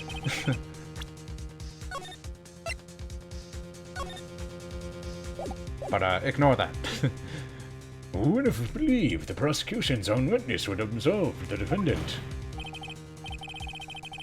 Your Honor, the prosecution requests permission to further question the witness. Surely the killer is certainly lying under oath. It wasn't me. Listen, everyone, please. This testimony just now was all one big lie. Miss Andrews. Suicide note may have been a fake, but that man, he's the reason Celeste died. In John's death, it was all because he got pulled into Matt's twisted world. And that testimony just now, you have to believe me, it was a horrible, horrible lie. But Mr. the Killer himself has testified. He has named you as his client. No, that's not true. And also, there is quite a bit of evidence that points to you. The knife and the button, donning the Nickel Samurai costume. But that's... By forging evidence, she incriminated herself even further. Good for you. You have a motive. We know that Miss Celeste in Park was a large part of your life. You want to follow her. You want revenge against the two who hurt her. I would say you have plenty of reason to want them both dead. No. Mr. Wright. You know the truth. Tell them. Tell them the real story, who the real killer is. Tell them. Please help me. Yes, I know the truth. But will I tell the truth, and the whole truth? Or will I just go like, nah?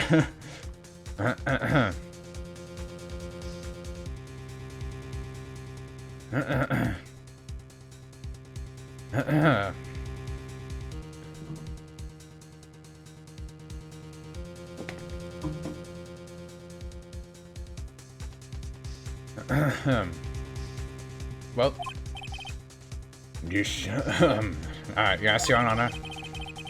I believe we have reached the end of this trial. Therefore, I ask the defense for any final words or opinions. I have to decide. Do I take not guilty verdict and save Maya? Or do I throw this chance away and wait for Gumshoe's new evidence? What am I supposed to do? We gotta go on. Phoenix.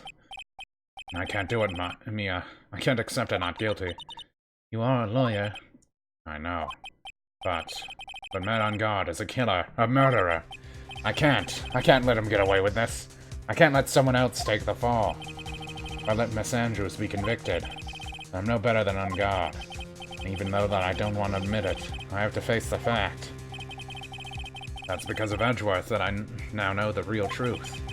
He could have gotten on God convicted so many times over, but he never took a single one of those chances. If I take this verdict right now, I'll be betraying his trust. His trust?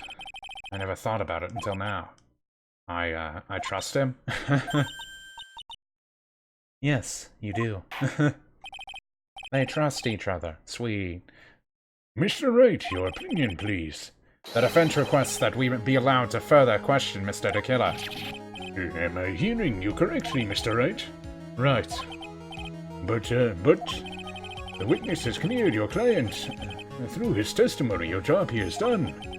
I'm not done yet. To see through the witness's lies and find the truth. That is my job, Your Honor. There's still more evidence to look at. And I'm sure that once those pieces arrive here, in this very courtroom, a miracle will occur. Very well. The trial will continue. Mr. Edgeworth previously re-established connection with Mr. the Killer. Right away, Your Honor. Okay then. Has a verdict been reached? Before that, we would like to talk with you a little more. About? All you need from me was the name of my client. What else do you need from me? Well, actually, we'd like to hear everything you know about this case. That is how things are, usually done. What is he talking about? Usually done. But what should we have him testify about now? Mr. the Killer, if you don't mind, please testify about your client in more detail. You legal people in your proceedings. Isn't any wonder no one likes to go to court? I look over to my jury summons on my desk.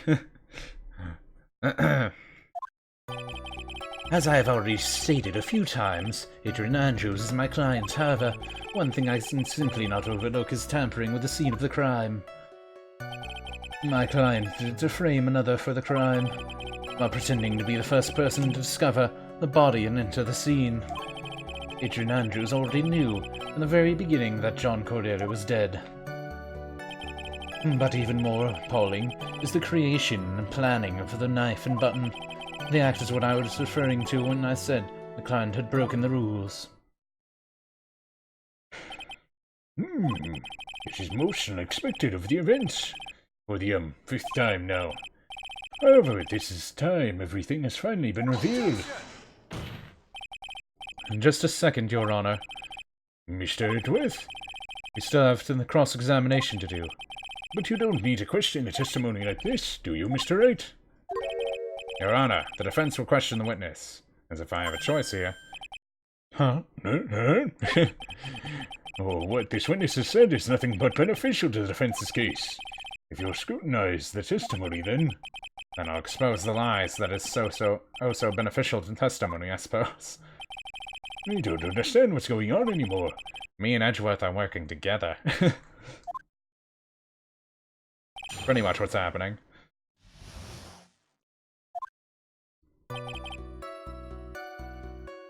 Yeah, just in case. I'll just, save it again down here.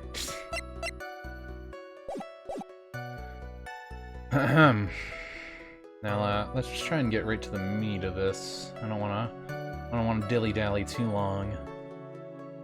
First, fourth, and seventh statements. What is it, Mr. Wright? If I press him the wrong way, it might raise suspicion on his end. But I have to do something to waste more time.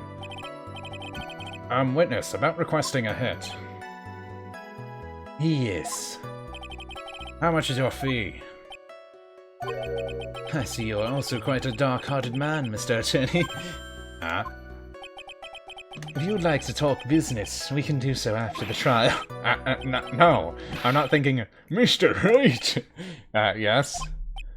You want to kill me. You want me dead, don't you? What? Why would you think something... Guilty, Mr. Phoenix Wright. You are hereby declared guilty. Witness, let's continue. What did you disclose the name... Why did you disclose the name of your client? They're your client, are they not?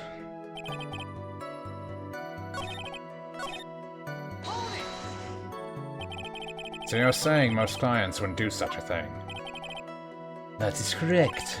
Usually most people try to create an alibi for themselves. If you should use my services, Mr. Attorney, I suggest you plan for your alibi too. No, I already told you, I have no intentions of using your services ever. Why does he keep looking at me like I'm the one on trial here? 4, 5, 6... Oh wait, what?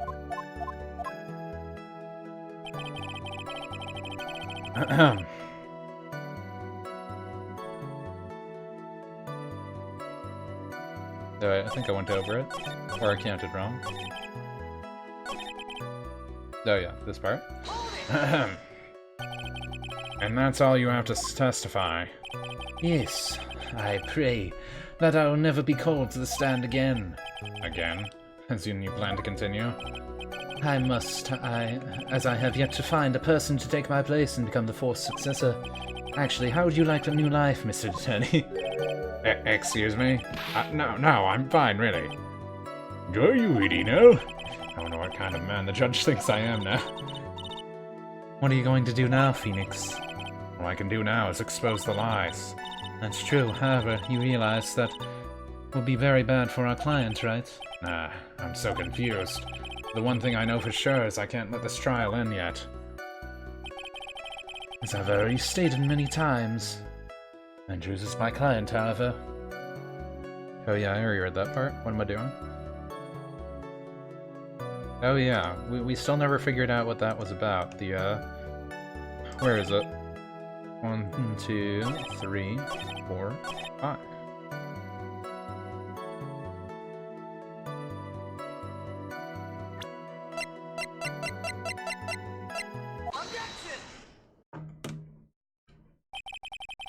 Thank you so much for taking the time to testify, Mr. DeKiller. Oh, what is the meaning of that attitude? When Adrian and Andrews entered the victim's room, your client had no idea that John Cordelia had been murdered. But how do you know that? From this wine glass, Your Honor. The glass? Mr. DeKiller's supposed client thought Mr. Cordelia had only fainted, which is why this glass of tomato juice was poured for the victim. But isn't that just a part of Mr. Andrews' calculated plan? That's not possible, Your Honor. This glass bears the fingerprints of that person. Had this been planned, they would have never left their fingerprints behind. I see your point. Mr. Edgeworth, what is your opinion? Strangely enough, I had the same exact thought just now. Witness, how do you explain the strange phenomenon? Isn't this a waste of time to ask about such minor details? It's not very important point anyway, correct? I'm afraid you are mistaken. If Andrews really is your client as you claim, then your client should have knowledge of Mr. Corderia's death.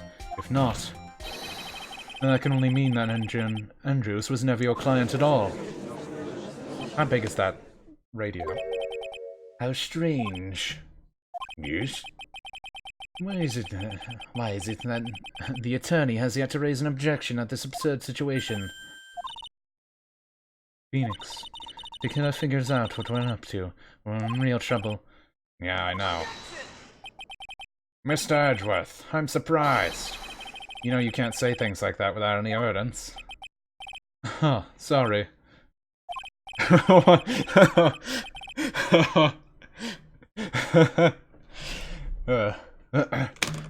Yeah, they're just like, oh yeah, objection.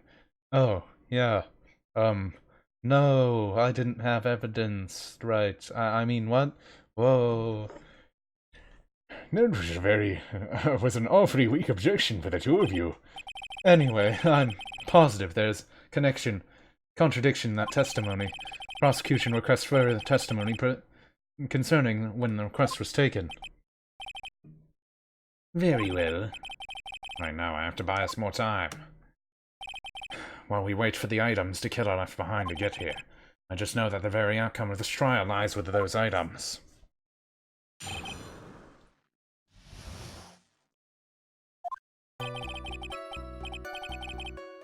This request came to me, about a week ago. It was a request for the services on the night of an awards ceremony.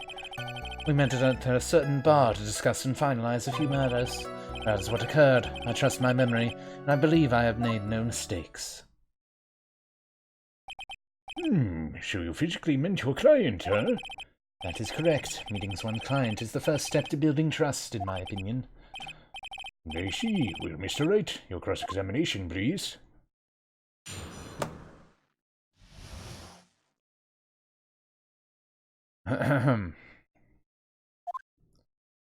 Where do you say you met? At a bar? Certain bar. So you physically met Adrian Andrews, right? Of course I did. What was that? What was the brief pause? The brief pause. Let's see. Witness, I would like for you to give us a few more details. I always met my clients as a matter of principle. I've never taken a request by telephone or mail. And why is that? That's because I value the trust between the client and myself above all else. The only way to establish this is to speak to the client while looking them in the eye. Well, Mr. Wright, was the testimony just now of any importance? It was very important, I would say.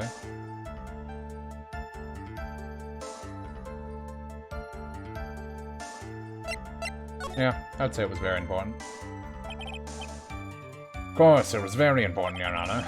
Mr. DeKiller had met this client before the murder, then it's unlikely he's mistaken.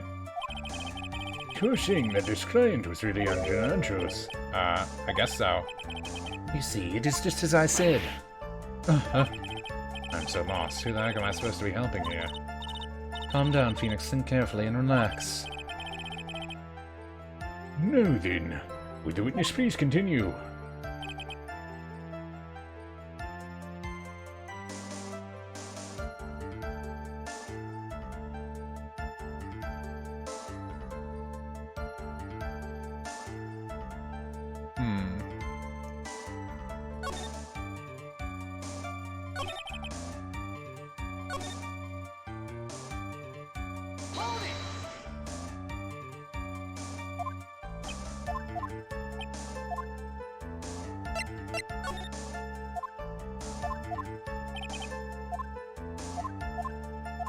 Got that part. It's not important. Why he meets his clients is not important, and that wasn't the point. Witness, please stop citing. Oh, what do you mean by that? My question was, did you really meet Adrian Andrews? Person. I've already told you, Mr. Wright, I did. It was only through talking with him face to face. Oh. It is true what you say about talking face to face with Mr. Wright. Was the testimony just now of any importance? I mean, yes.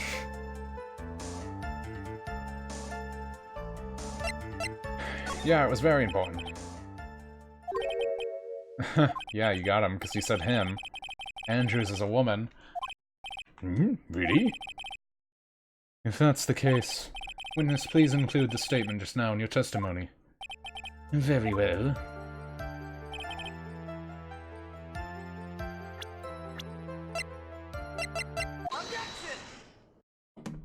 She's a woman. She has nothing, well, something else between her. I would like to go over this one more time. You met Adrian Andrews at the bar and took the request at the time. Yes, that is correct. And that's when you thought he was trustworthy. How many times must I repeat myself? Yes, that is correct.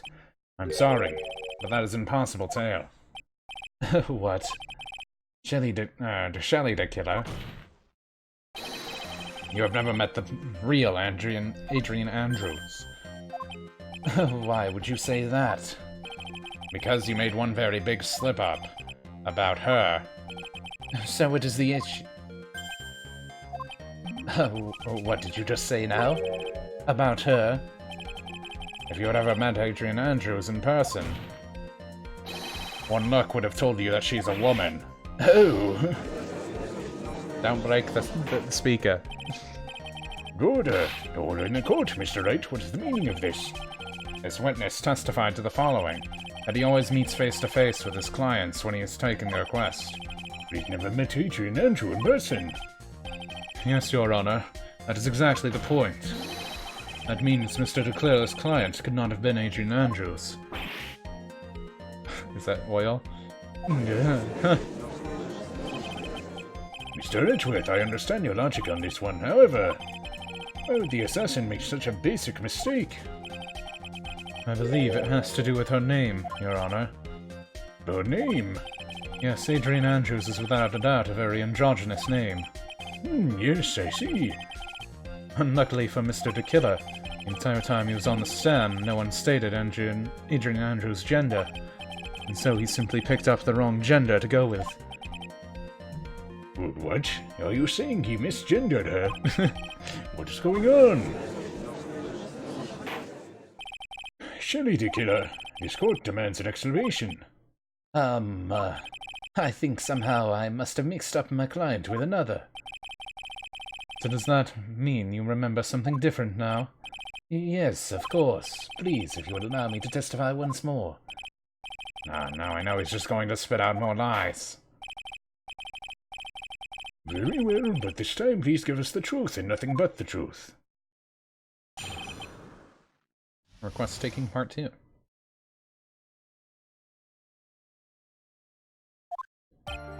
Yes, now I remember. I took that request by mail. There had been times when I took a job without having met my client. The request was for the murder of John Cordelia and 2 or 3 small things. When I saw the name at the end of the letter, I thought the client to be a man. So you took this job through a letter. Didn't mention anything about a letter in his earlier testimony, which means he's definitely lying. Be careful, Phoenix. If you break the assassin's testimony completely, it's over for us. I know, I can't make him suspicious, but I think we're okay like we can do this, as long as he's standing there across from me. No matter how strong of a punch I throw, he'll counter it. Now then, let's begin the cross-examination. They're both trusting each other, something that, the killer didn't have with his client. Yeah, what, 2 or 3 small things? What? 2 or 3 other things? Yes. And what were those other things? A few other things that have nothing to do with this case. What should I do? Should I let them slide with that? It'd be really bad if I pushed his buttons the wrong way and got mad. Why not? Whether or not they're related to this case, it's the court decide. Mr. Attorney. Yes? Everything I said from the beginning has been nothing but beneficial to your client. That's why I wonder what is pushing you to continue with this cross-examination. Would it be that you're planning to betray your own client? That's... I smell the stench of a backstabber, and should you turn out to be one? Wait. No, this is looking really bad. Shouldn't press my luck. Is it worth pursuing?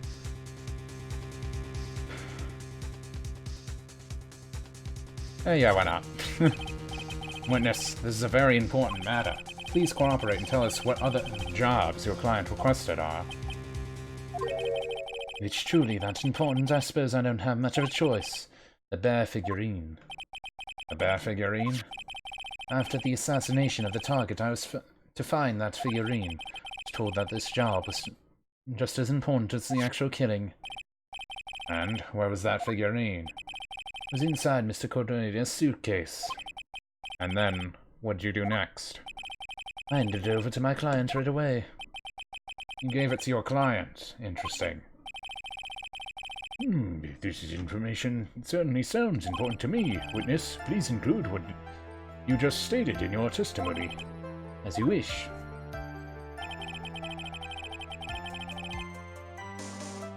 Isn't either figurine or such suicide note in the statement? Well, the suicide note seems like the better one, but... Shelley the Killer. If you had really given the bear to Miss Andrews, then this item should not have been inside it. This item? I see where you're going. Yep, that's where I'm going. Why, where is everyone going? Do I need to pack a suitcase? Your Honor, please think back to Miss Andrews' testimony. I was going to burn it for her sake. If even for a single minute, this bear had actually been in Miss Andrews' hands, I'm sure she would have taken the suicide note and burned it. Huh? Border. So that's where you're two going. So by the very fact that the suicide note was still inside the bear, it tells us that your client didn't know how to disassemble the puzzle. Which means... It means, Your Honor, that it's impossible for Adrian Andrews to be the client. Huh? Order. Mr. Phoenix, Wright. I'm sure I mentioned this before. How I hate traitors above all. I think your cross-examination has clearly demonstrated something to me. You must wish to break your end of our agreement. No, that's not. That's enough. This is your intention. There's only one thing for me to do. Wait, please. Gentlemen, ladies, please excuse me. I have a matter that I must attend to. No, please, not that. Please wait. Mr. Attorney, bring this trial to a speedy end, and I may stay my hand otherwise. Ah. What in there, Mr. Wright? Are you... Mr. Edgeworth? Yes, Your Honor. I didn't understand this witness's outburst just now. You think there is a need to hear more testimony, or is this enough? Well, we should. Edgeworth, we can't do this. We keep this up. Chill. The prosecution, What has come over everyone? Even you are... The prosecution rests. What is going on here? Prosecution has no further questions, Your Honor. What?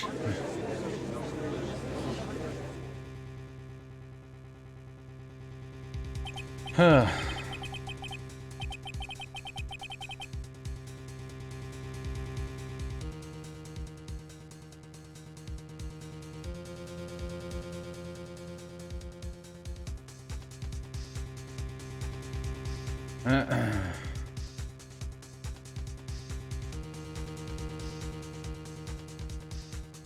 When you're not guilty, so you can save Maya's life and convict the innocent person.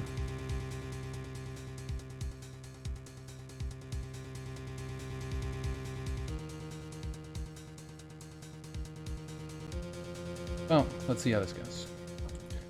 Well, I never thought that you would see this unusual situation. Feel like this is the part we need. Save it. We'll save it here. If the prosecution rests and no further questions, then the prosecution has failed to uphold its stance. If that's the case, then even though that I am reluctant, I must believe that Mr. De Killer's testimony is accurate. And me and Shelley De Killer's client is Adrian Andrews. Mr. Wright. Yes, Your Honor? I am the trial right here, right now, and your client, Matt Ungard, would be declared innocent. In his place, Adrian Andrews would be charged with murder. Miss Andrew would be charged with murder. The prosecution has no further questions, so we will now hear the defense last final remarks. Bailiff, please bring the defendant, Matt Ungard, to the stand. The items for the killer's hideout didn't make it in time. We tried as hard as we could, but it looks like our time's run out. I can't believe it. The outcome now lies in your hands.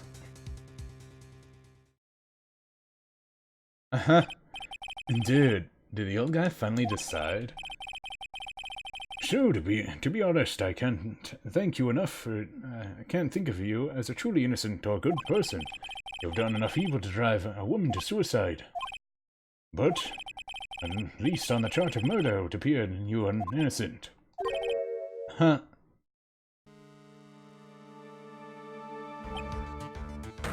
So, I guess even the old Udgy figured me out. Mr. Ungard? What an atrocious lawyer I have. Giving his own client up like that. Not refreshing like spring breeze crud. Just as atrocious. Don't you agree? Atrocious. Whatever.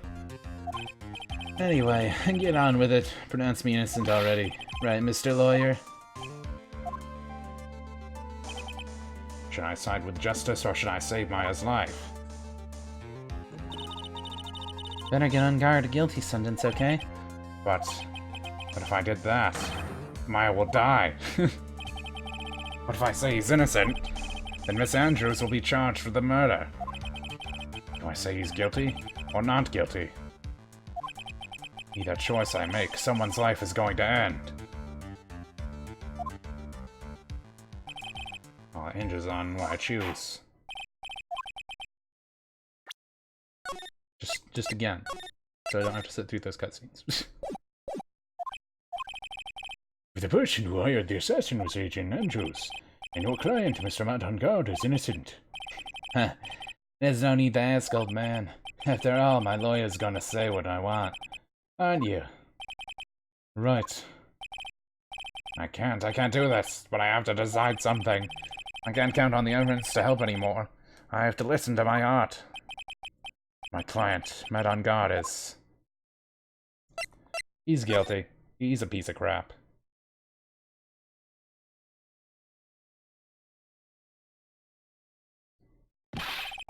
We're waiting for your answer, Mr. Wright. Met on God, your client deserves an answer. Maya, I'm sorry. Met on God is... Objection! Francesca von Kamm. What? Wait, your client is what? No. That hurt.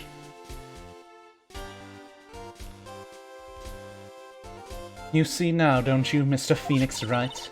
This is exactly why you should never take your eyes off of that scruffy fool. Did you bring them? The final pieces? Do you have them? You should know better than to ask that to Mr. Miles Edgeworth. Von Karma is perfect in every way. The evidence is here in perfect condition. Don't worry about Scruffy, he's fine. His injuries are minor. All the items are inside this. What a filthy old coat this is. That's Gumshoes. I can spot his tattered rags anywhere. I apologize for its ugliness, but there was nothing else to wrap the items in. I fought long and hard this whole trial. I'll what is inside this ragged coat. I'm sure that inside the coat lies a critical piece of evidence. Your Honor, inside that filthy coat are the defense's final pieces of evidence. Your final evidence?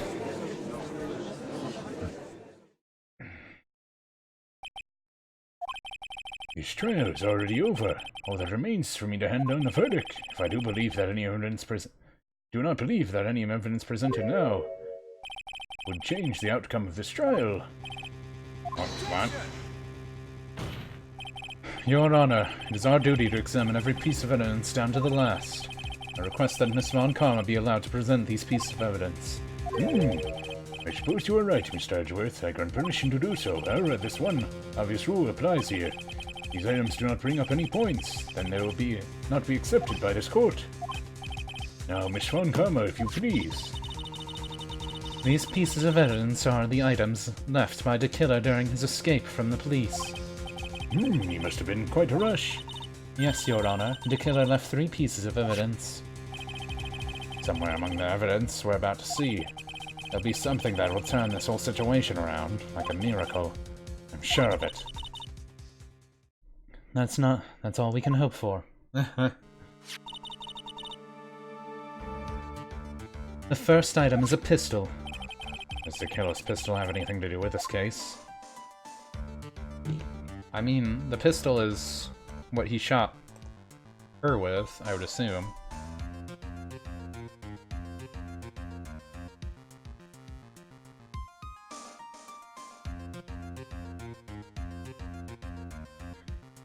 But let's keep it more.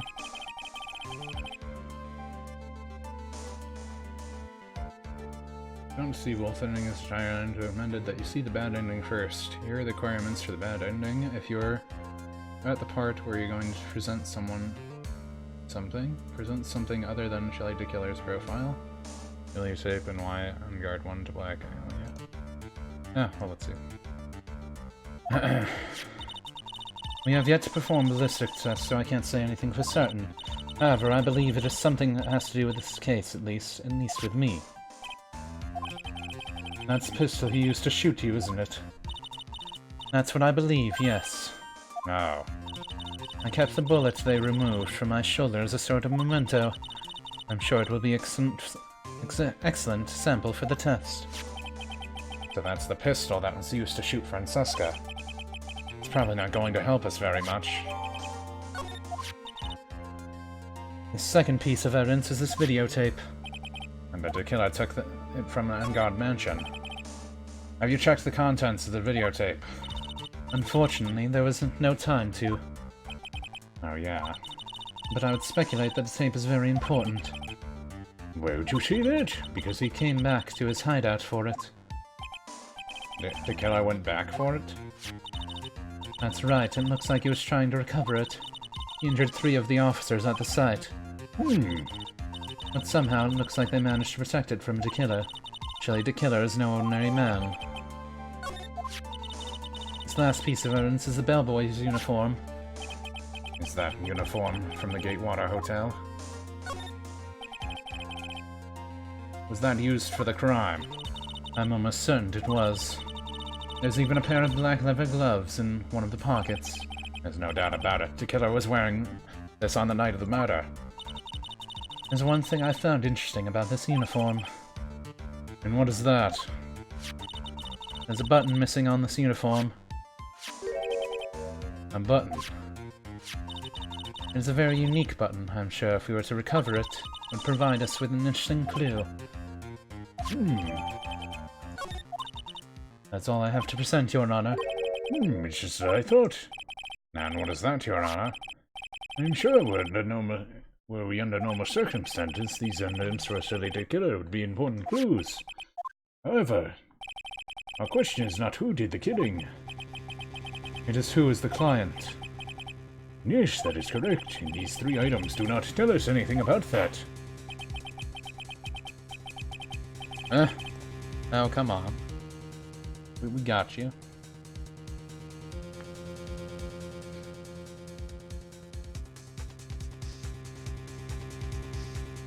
You're guilty, then be no reason for the killer.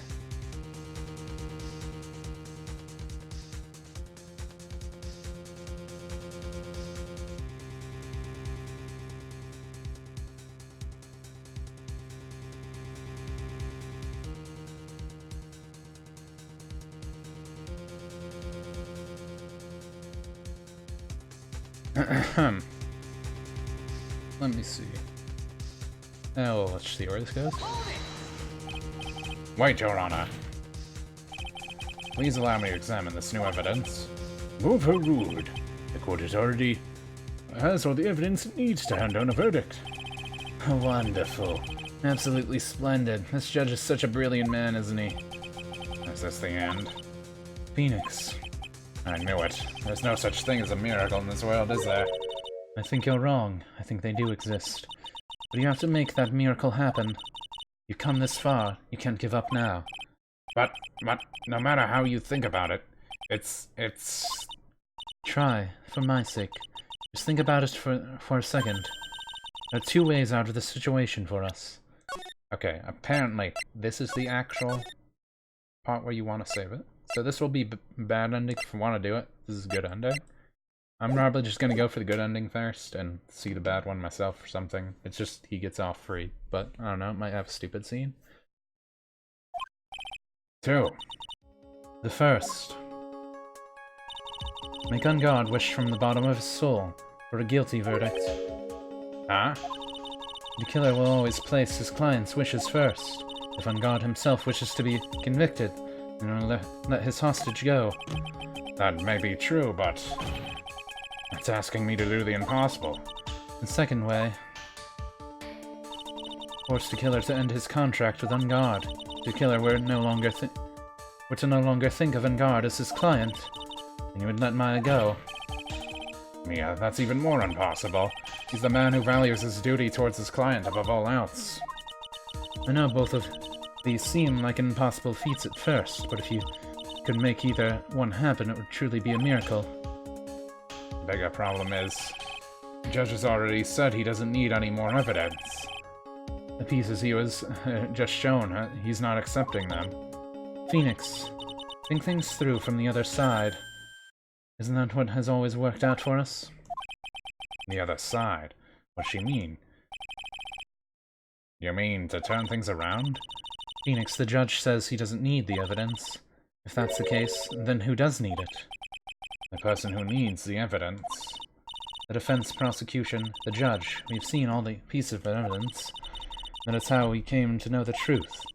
There's one person who has yet to see them all. And that person does not know the truth. The truth, it may be what bring about the miracle in the end.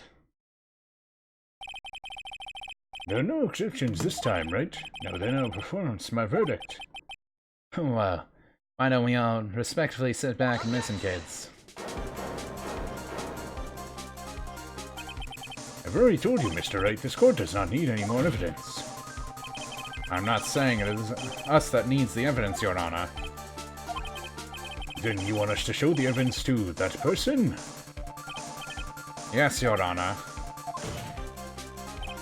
Please, Your Honor. Mr. Wright, for you to ask with such passion, I shall grant you one chance. One chance.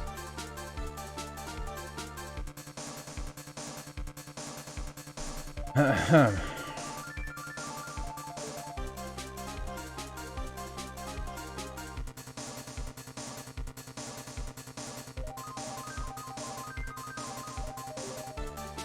Oh, yeah, I get it. Okay. Please show the evidence, your evidence, who you think is the right person. That's impossible to turn the situation around in one try. One try, that's all I will permit. I have to try and remember everything that has happened to this point. Okay, yeah, this is the actual deciding point. This is where you can decide end. Think, Phoenix, think. There must be a way to save Maya, while taking Ungard down at the same time. Now then, Mr. Wright, let's not waste any more time. Who would you like to show evidence to?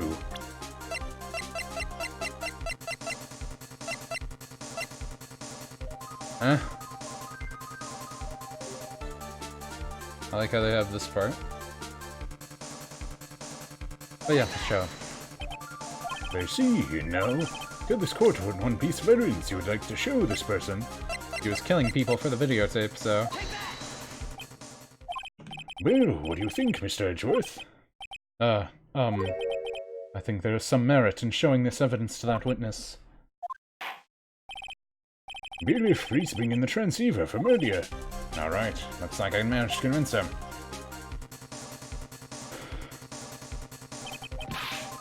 Maya, is she okay? Didn't I tell you to concern yourself with bringing a speedy end to this trial? Now, if I understand correctly, you wish to show me a piece of evidence. Yes, one is all I need. I have here a videotape that was found at your hideout. I heard you injured 3 officers in your attempt to get this back. That was most regrettable. However, it was an order from my client. I was told to protect that videotape. I thought so. I'm afraid I seem to have failed in that regard. Do you know the contents of this videotape? I was sternly told by my client not to watch it, so I have absolutely no idea. Actually, you were on this tape. Me? Oh wait, does it say what it is?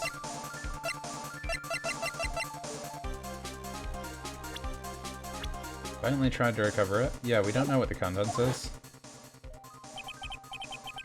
There was a video camera hidden at the crime scene. Oh, so it's the thing of him killing. Your actions were being recorded. What? Yes, that's true, Mr. Wright. Who is it? Was it that planted a camera? Well, the only person who could have planted a camera at that scene of crime would be your client, naturally. That was Adrian Andrews. Be quiet and listen, Your Honor.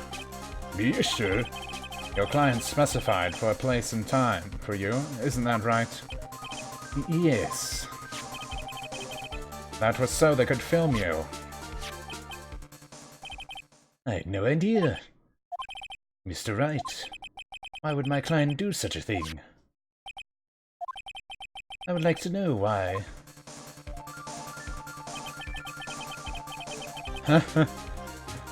Yeah, we already know he wanted to blackmail him so he could use his services. Oh yeah, I think Ungard told us himself that it was the videotape form. Yeah. Reason why he did this whole mess.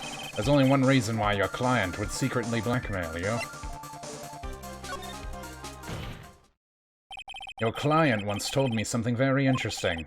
We were talking about you, and this is what they said. But I'm no weakling. I don't believe anyone, least of all assassins. Oh, and come now, Mr. Wright. Assassins aren't above blackmail. Yes, that's where the video comes in. With that I can keep him. at bay and even blackmail him if I want. Your client didn't trust you at all. They were thinking of using this video to blackmail you. What do you have to say? What do you have to say to that, Shelly the Killer? Oh. Here's Maya. I'm gonna go kill someone else really quick. Who? Can you hear? It looks like I was being deceived from the very beginning. Yes, by a natural. This is the kind of person they are.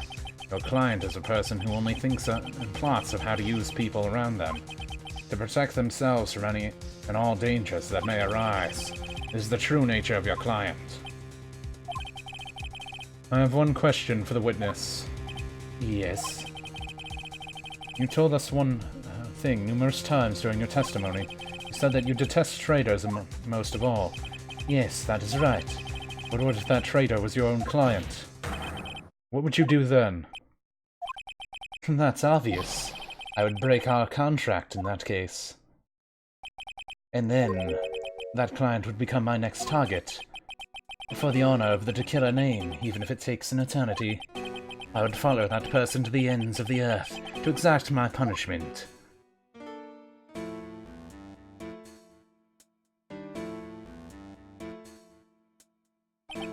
I see. That's all I wanted to know. So the traitor becomes Tequila's next target. Ah, I get it. This is how we turn this case around. Mr. Wright. Yes? My contract with my client is over as of now. I seem to have a new job on my hands. I will now return to you your precious item. What the? I'm not an item. Maya, I thought I'd never see you again. Oh, thank goodness. So now he's going to beg to be put in prison because he's gonna get killed either. If he doesn't get put in jail. This trial appears to have come to its conclusion. However, I am actually I don't know what just happened there with the client and the witness and... Miss Von Karma, where did that... She always has you in her sights. Now I do believe it's time we finally hand down a verdict. Yeah, now he wants to be guilty himself. We pulled off both of the things at once. Mr. Ungard, it looks like somehow you got what you wanted. You finally received your acquittal. You wanted so badly, you should be happy. But before that, I would like to make one final statement. Sometime in the near future, one very betrayed assassin may appear before you. Needless to say, that man is very good at what he does. I'm sure you would understand what I mean if you watch this video. Help me. Now then, Your Honor, the verdict if you please. Is this all right with you, Mr. Wright? We finally reached the end of a very long battle. Whether he's convicted or acquitted, there's no escape for him now. Go on, Phoenix. Lead which way your heart tells you.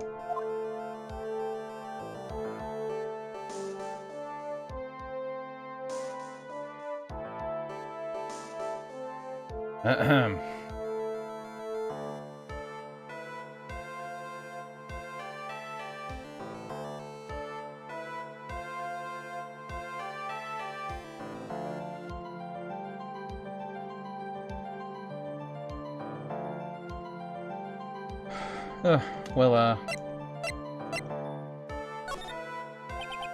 Not on guard. Even though I am a lawyer, I cannot make your crime disappear. I think a guilty verdict is appropriate here. Me? My wonderful self guilty. Even if you got an acquittal the instant you set foot outside the detention center, your life would be in danger, no matter which way you look at it. You can't run away from the crime anymore. No. He scratched his own face.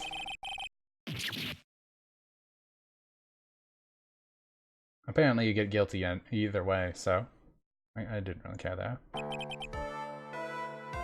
As always, it looks like we have uncovered the real truth. I don't remember helping out much. Mr. Edgeworth, how is Matt on guard? I've left him Miss Von Karma in charge of his incarceration. I'm sure he's getting a full course meal of whip leather right about now. Very good. That was a close one, wasn't it, witness? Yes. I plan to pay my debt to society for my own crime, Your Honor. The first time I was called to the witness stand during this trial, all I felt was despair. Must be talking about the time Edgeworth really went after her. Guess she's trying to forgive him for what he did. She has an illness. Yeah. Telling her to go die.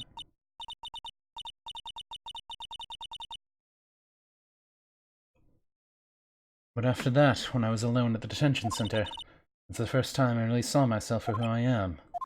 And today, when the two of you used your combined strength to convict Matt, I felt like I had finally been saved. Wow, it's the first time I've ever seen her smile. I'm really happy that you two were in charge of this case. I really don't know how to express how I feel at this moment. This is the first time I've ever felt comfortable in myself, with who I am. Thank you so much, everyone.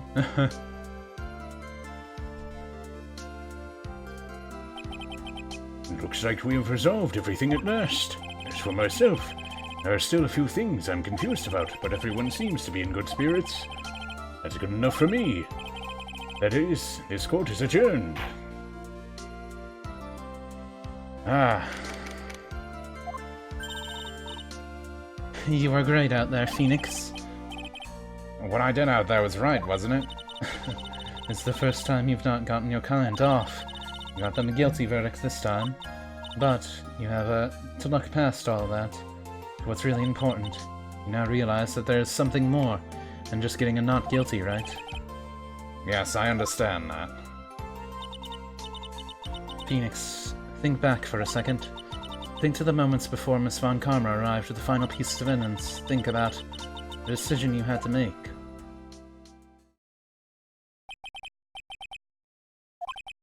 Let's hear the defense's final statements on this matter.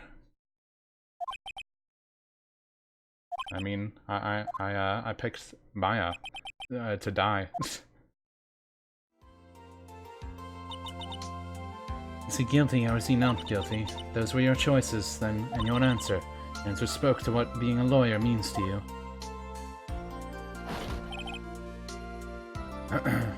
Right. Edgeworth? I have good news. Miles is now safe in police custody. Really? Well, You're telling me that's the truth, right, Mr. Edgeworth? yes, she's quite safe. She's on her way here as we speak in a patrol car. Ah, Mystic Maya. Mystic Maya safe. You did it. You really did it, Mr. Nick. Ow, she punches deceptively hard for a kid. I believed in you.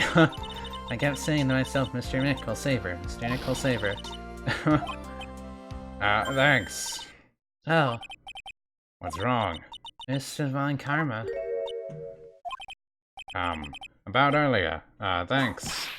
Ow. Why are you still smiling, Mr. Phoenix Wright? You lost. Your perfect win record has now been crushed. And yet, you're still happy? I don't think you'll ever understand, Miss Von Karma. How dare you? Don't worry. She may in time, after all. I was like that myself until a year ago. Edgeworth? For my own personal victory, and for the guilty verdicts. Used every dirty trick in the book, and so my win record remained spotless, but a man appeared and stood fast against that selfish me. I fought him in my usual manner and tasted my first defeat. I felt like I'd lost everything because of that. And then it was my turn to sit in the defendant's chair. I was saved by that person I called an enemy. I couldn't forgive myself for all that had happened. So I left the prosecutor's office. I left that note Prosecutor Miles Edgeworth chooses death. As well as you should have. A prosecutor who has shamed himself with the defeat should crawl into a hole and die. That was not what happened. A After I left the prosecutor office, I finally came to realize something. And it was in that moment of charity that everything began to change. What foolish nonsense. We prosecutors use everything we can to attack the defendant, but every time we did so, no matter how desperate the situation, instead of giving up, like most people, that man would hold strong with his undying faith. Then before I knew it, I began to trust in that man as well. What? You trusted the enemy? It doesn't matter how underhanded tricks a person uses. The truth will always find a way to make itself known. The only thing we can do is fight for the knowledge we hold and everything we have, facing the paradoxes one by one. It's never easy. We can claw and scratch every inch. We always eventually reach the single truth, and this I promise you. Truth? Yes, that's the reason why prosecutors and defense attorneys exist. I'm sure you already knew that, didn't you, Wright? That's why you couldn't forgive me. This man who went into hiding, isn't that right? This man who only had his sights set on victory, who ran away into the night. Is this Mr. Edgeworth, right? Mr. Nick? You really let me down. When you disappeared, I felt betrayed. The reason I decided to become a lawyer to begin with was because I believed in the things you said to me. All those years ago. And you betrayed your own words. That's why, 1 year ago, I made up my mind. I said that Miles Edgeworth I knew had died. At least, that's what I told myself. You pathetic fool. It's fine, Karma. I don't want to hear the wretched whimpering of a disgraced loser. Yvonne Karma is someone who is destined to be perfect. Miles Edgeworth, you are no longer worthy. You are no longer worthy of being Yvonne Karma. And neither am I. It's over. It's all over. Francesca threw something on the ground just now. This is an electromagnetic receiver. And that's the thing that she used to track Detective Gumshoe? I'll return this to the precinct later. There's something else. Isn't that on Karma's whip? I'll never set foot in another courtroom again. I'm sure that's what she's saying by this action. You should keep this, right? Okay. Nick! Maya.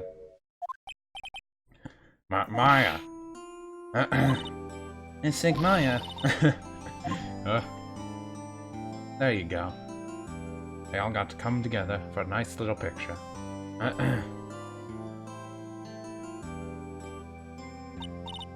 Oh, Nick. I knew you'd come through. You got on guard convicted, like I knew you would.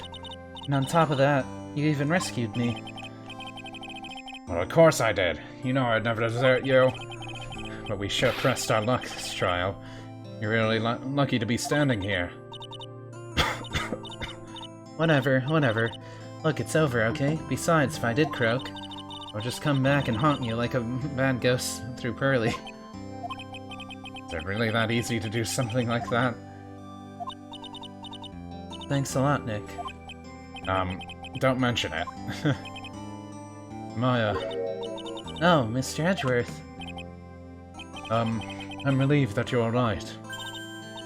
Hey, it looks like you've made some real progress, Mr. Edgeworth. Well, I suppose I'm a little different from who I was a year ago.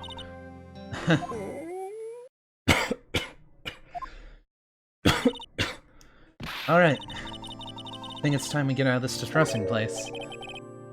Where are we going? Food, Nick. Food. Grub. Chow. I'm starved. So hungry. Even you look like a nice juicy burger. On a bun, Nick. To me, Nick.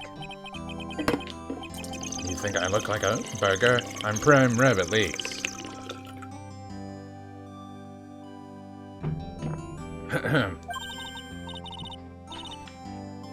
Come with us, Mr. Edgeworth, please. If you insist. You can pay, Edgeworth. Alright, so how about we go to our usual burger joint? Don't be silly, Nick. Huh? This case messed up that awesome evening and got in the way of some gourmet food. So I decided that we have to make it up by having another feast. Another feast? Come on, Nick, food.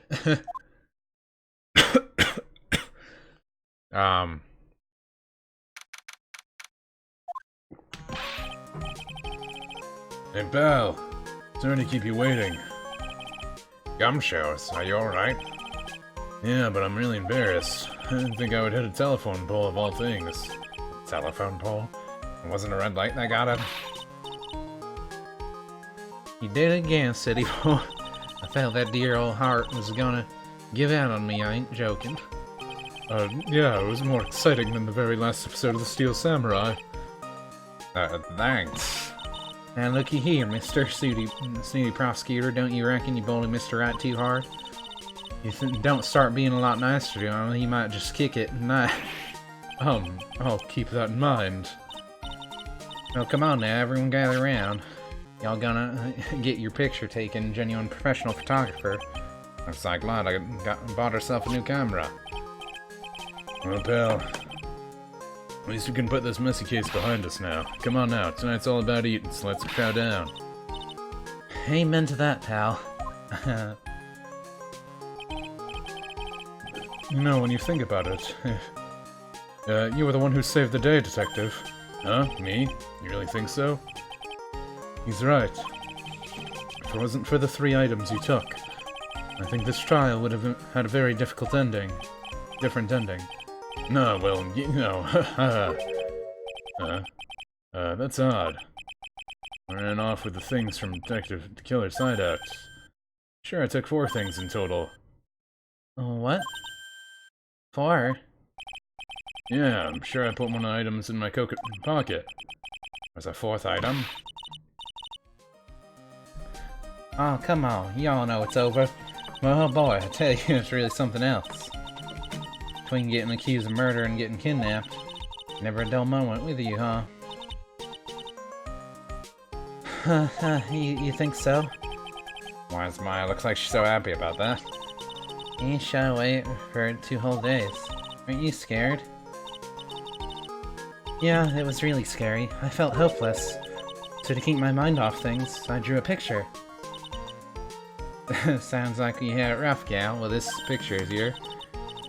Yeah, I want to see Mystic Maya's picture. You know, I don't know where it went. Oh, brother, was the picture the thing that Gumshoe stuck? Well, it's alright. If it wasn't anything important, anyway. It's nice to see them both smiling again. What is it, Mr. Edgeworth? This is picking up something. That's it. Mr. Von Karma's receiver. Thanks to her, I had the most awful experience of my life, sir. Can't believe she stuck the tracking device on me. That's odd. Even though that you're standing right here, tracking device seems to be in a different location. Oh, it's probably busted or something, sir. Well, it doesn't matter. I'm afraid it's about time to excuse myself. So I have some work to do. Was the tracking device got put on the killer or something? That'd be weird. But Mr. Edgeworth, you haven't even eaten anything yet. And you've eaten way too much, you glutton. I had fun tonight. Now if you'll excuse me. Wait, What? I just want to say, thanks, Edgeworth. You really saved me out there. If anyone should be saying thanks, it should be me, right? Feel this, like words alone aren't enough here. Wonder if there's anything I can give him to express how I feel. What could I give him to express how I feel?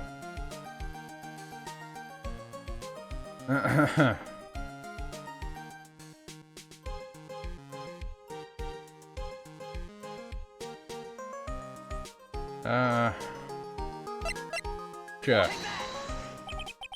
What's this? Thank you. It's all thanks to you two. And her. You don't need to thank me. I was only doing my job. Looks like Mr. Edgeworth's left, Mr. Nick. Hey, Mr. Maya. Huh? Yes, Pearly? I guess you two can go back to being lovey-dovey, or... you and Mr. Nick, I mean. Pearly, would you cut that out already? You're embarrassing me. Anyway, so, who's paying for this lovely dinner? As if you need to ask. Everyone say thank you, Nick. Ah! Yeah, I'm kinda at the point where I can't even buy instant noodles, pal. Can't already put your name on the bill.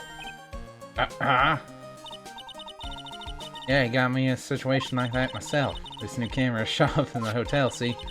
I just bought myself this gold beauty For the $3,000. Actually, I reckon you bought it since it's on your tab and all. Huh?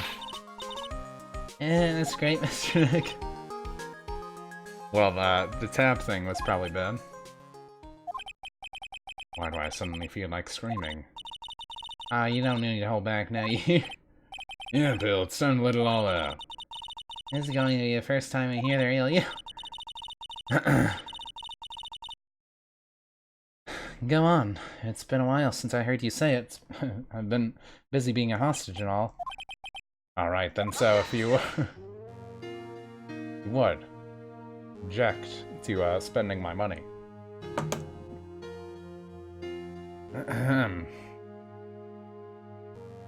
Well there, we did everything.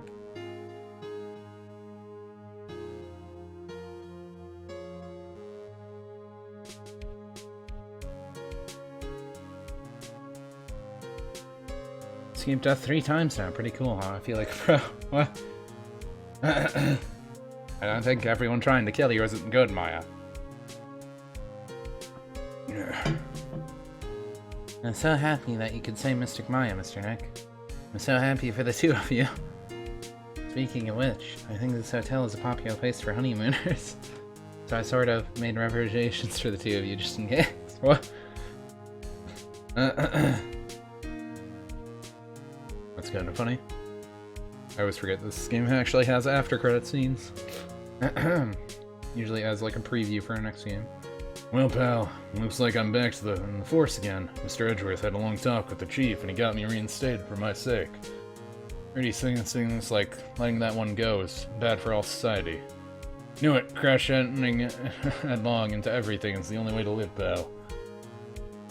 You are very adamant about certain things, at least. And apparently know how to make a decent enough, browsing thing. I'm Maggie Bread. I'm retiring this uniform. I'm going to be a waitress from now on. And bring smiles and joy to people who come to the restaurant, sir. Hope you'll stop by sometime, Mr. Wright. I don't remember what voice I gave her. She came in a while ago.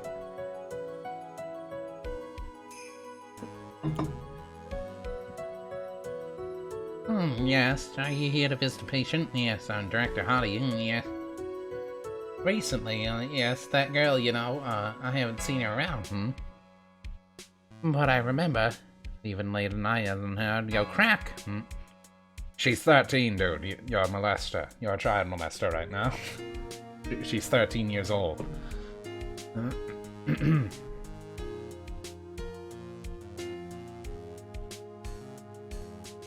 Megan yawned. It's time for our request to win circus. Let the world know how serious I plan to make a fabulous flight. Hey Max, do you think something, her castles and cakes and bunnies who can talk? What? I think there are some talking bunnies even won't laugh at most jokes. What? Did the guy's brother wake up from a coma? Should we just assume that's a bad ending? I'm ready. There's no way these jokes are gonna fall on deaf ears. I'm gonna be more contemporary with my humor, Mo Curly's. We got the act all worked out, but everything, whatever. Say something, will ya? We're supposed to start off with this. Get on with it. I don't know. They go by too quick. They keep auto-scrolling. I can read it, but I can't say. What's this? Can't believe this, really. They plan on making me do this. But it's Edgy Pooh's idea, so that means it must be a deep hidden meaning. But why do I get the feeling they wouldn't forget about me doing this? It wasn't never like in the old days. Everyone thought the world of me. They used to call me the Queen Wendy. She was still in their room, scanning for cameras. I'm not even gonna bother. Not gonna bother.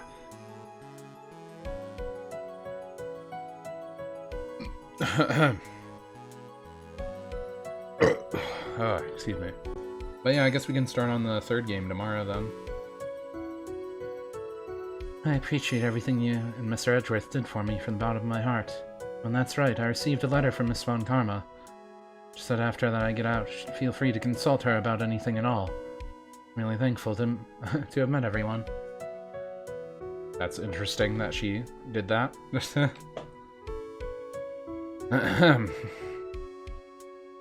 Was she trying to be nice?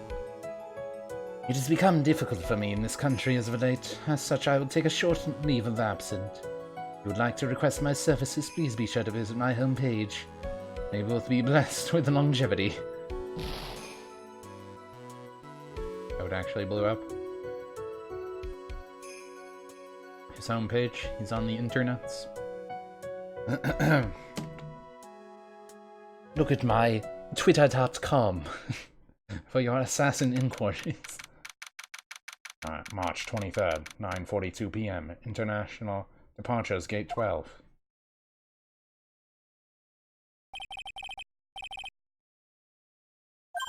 Where are you going, Francisca? Or was this Phoenix, or is it Edgeworth? How did you know I was here? With this. That's... I heard you were planning... planting things on a certain person. Things like tracking devices in his coat, for example. That's just like you. I only planted it there because he was always wearing it. This filthy drab coat of his. I don't know how it ended up in my luggage. But it's going in the trash, I promise you that. Does she have like a crush on the detective for some reason, even though that she's 13 and he's like 20 something? Oh, that's right. Speaking of that man, he told me something very interesting. When I ran off with the things from the killer's hideouts. Sure, I took 4 things in total, sir. 4 things. Seems he put the last one in his coat pocket. He put it here. Doesn't matter anymore. Case is already over. What are you going to do now? That's none of your business. Are you running away? Shut up. You don't understand a thing. You can't possibly understand what it means to be a Manfred von Karma's daughter. Francesca. So many expectations from everyone around me. Expectations I must fulfill. I'm expected to win no matter what, and I'm a failure. Such a thing is not an option for me. My father was a genius. There's no doubt about that, but me, I'm no genius. I've always known that. But I had to be the one. I had to. You may be a genius, like your father. You may not be a genius like your father, but you are a prosecutor. You've been and always will be. No, I'm not. Not anymore. I've even thrown my whip away. Speaking of that, Wright gave this to me to hold on to. Right. You knew something like this would happen, didn't you? I'm going to say this again. The prosecutors do not fight for personal honor or pride. But you'll think deeply about what you should be striking down with that whip. You haven't changed a bit. You've always left me alone and walked ahead without me. Miles Edgeworth. Always hated you. And then, finally, my chance to take revenge on you arrived. I could win against that man. I could make Phoenix Wright bow in defeat. And this girl you left behind would have risen higher than you. It was supposed to be my revenge. But then Phoenix beat the crap. I see. You know, I can't do it. I can't change who I am. I can't throw away everything I've been till today. I believe you can, just like how Adrian Andrews did. Adrian Andrews. You were going to use her during the trial, right? But you were dependent on your father by using his tactics, isn't that right? Oh, that's why? They were alike, so that's why she said that to Andrews? Today you chased after me. After I'd left you behind all these years. That's why you are standing here now, side by side. But I have no intention of stopping. If you say you're going to quit, you'll walk down the prosecutor's path. Then, this is where we part ways, Francesca von Karma.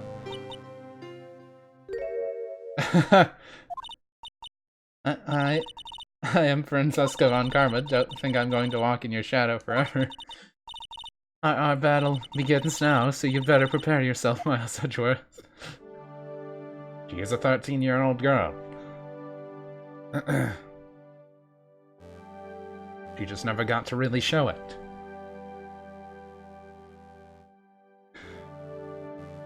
Ink's right, one day, someday. We shall meet again in battle. I'm not sure if this is her. Until then, this last piece of evidence that never made it to you.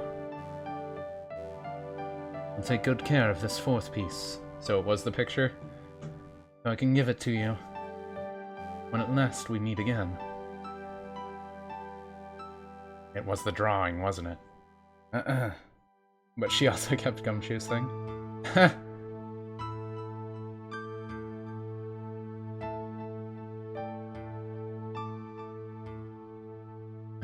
Turn the seashell into a picture of Nick. Well, that was a cute way to end it. Hopefully they don't allude to more child predators later, but yeah.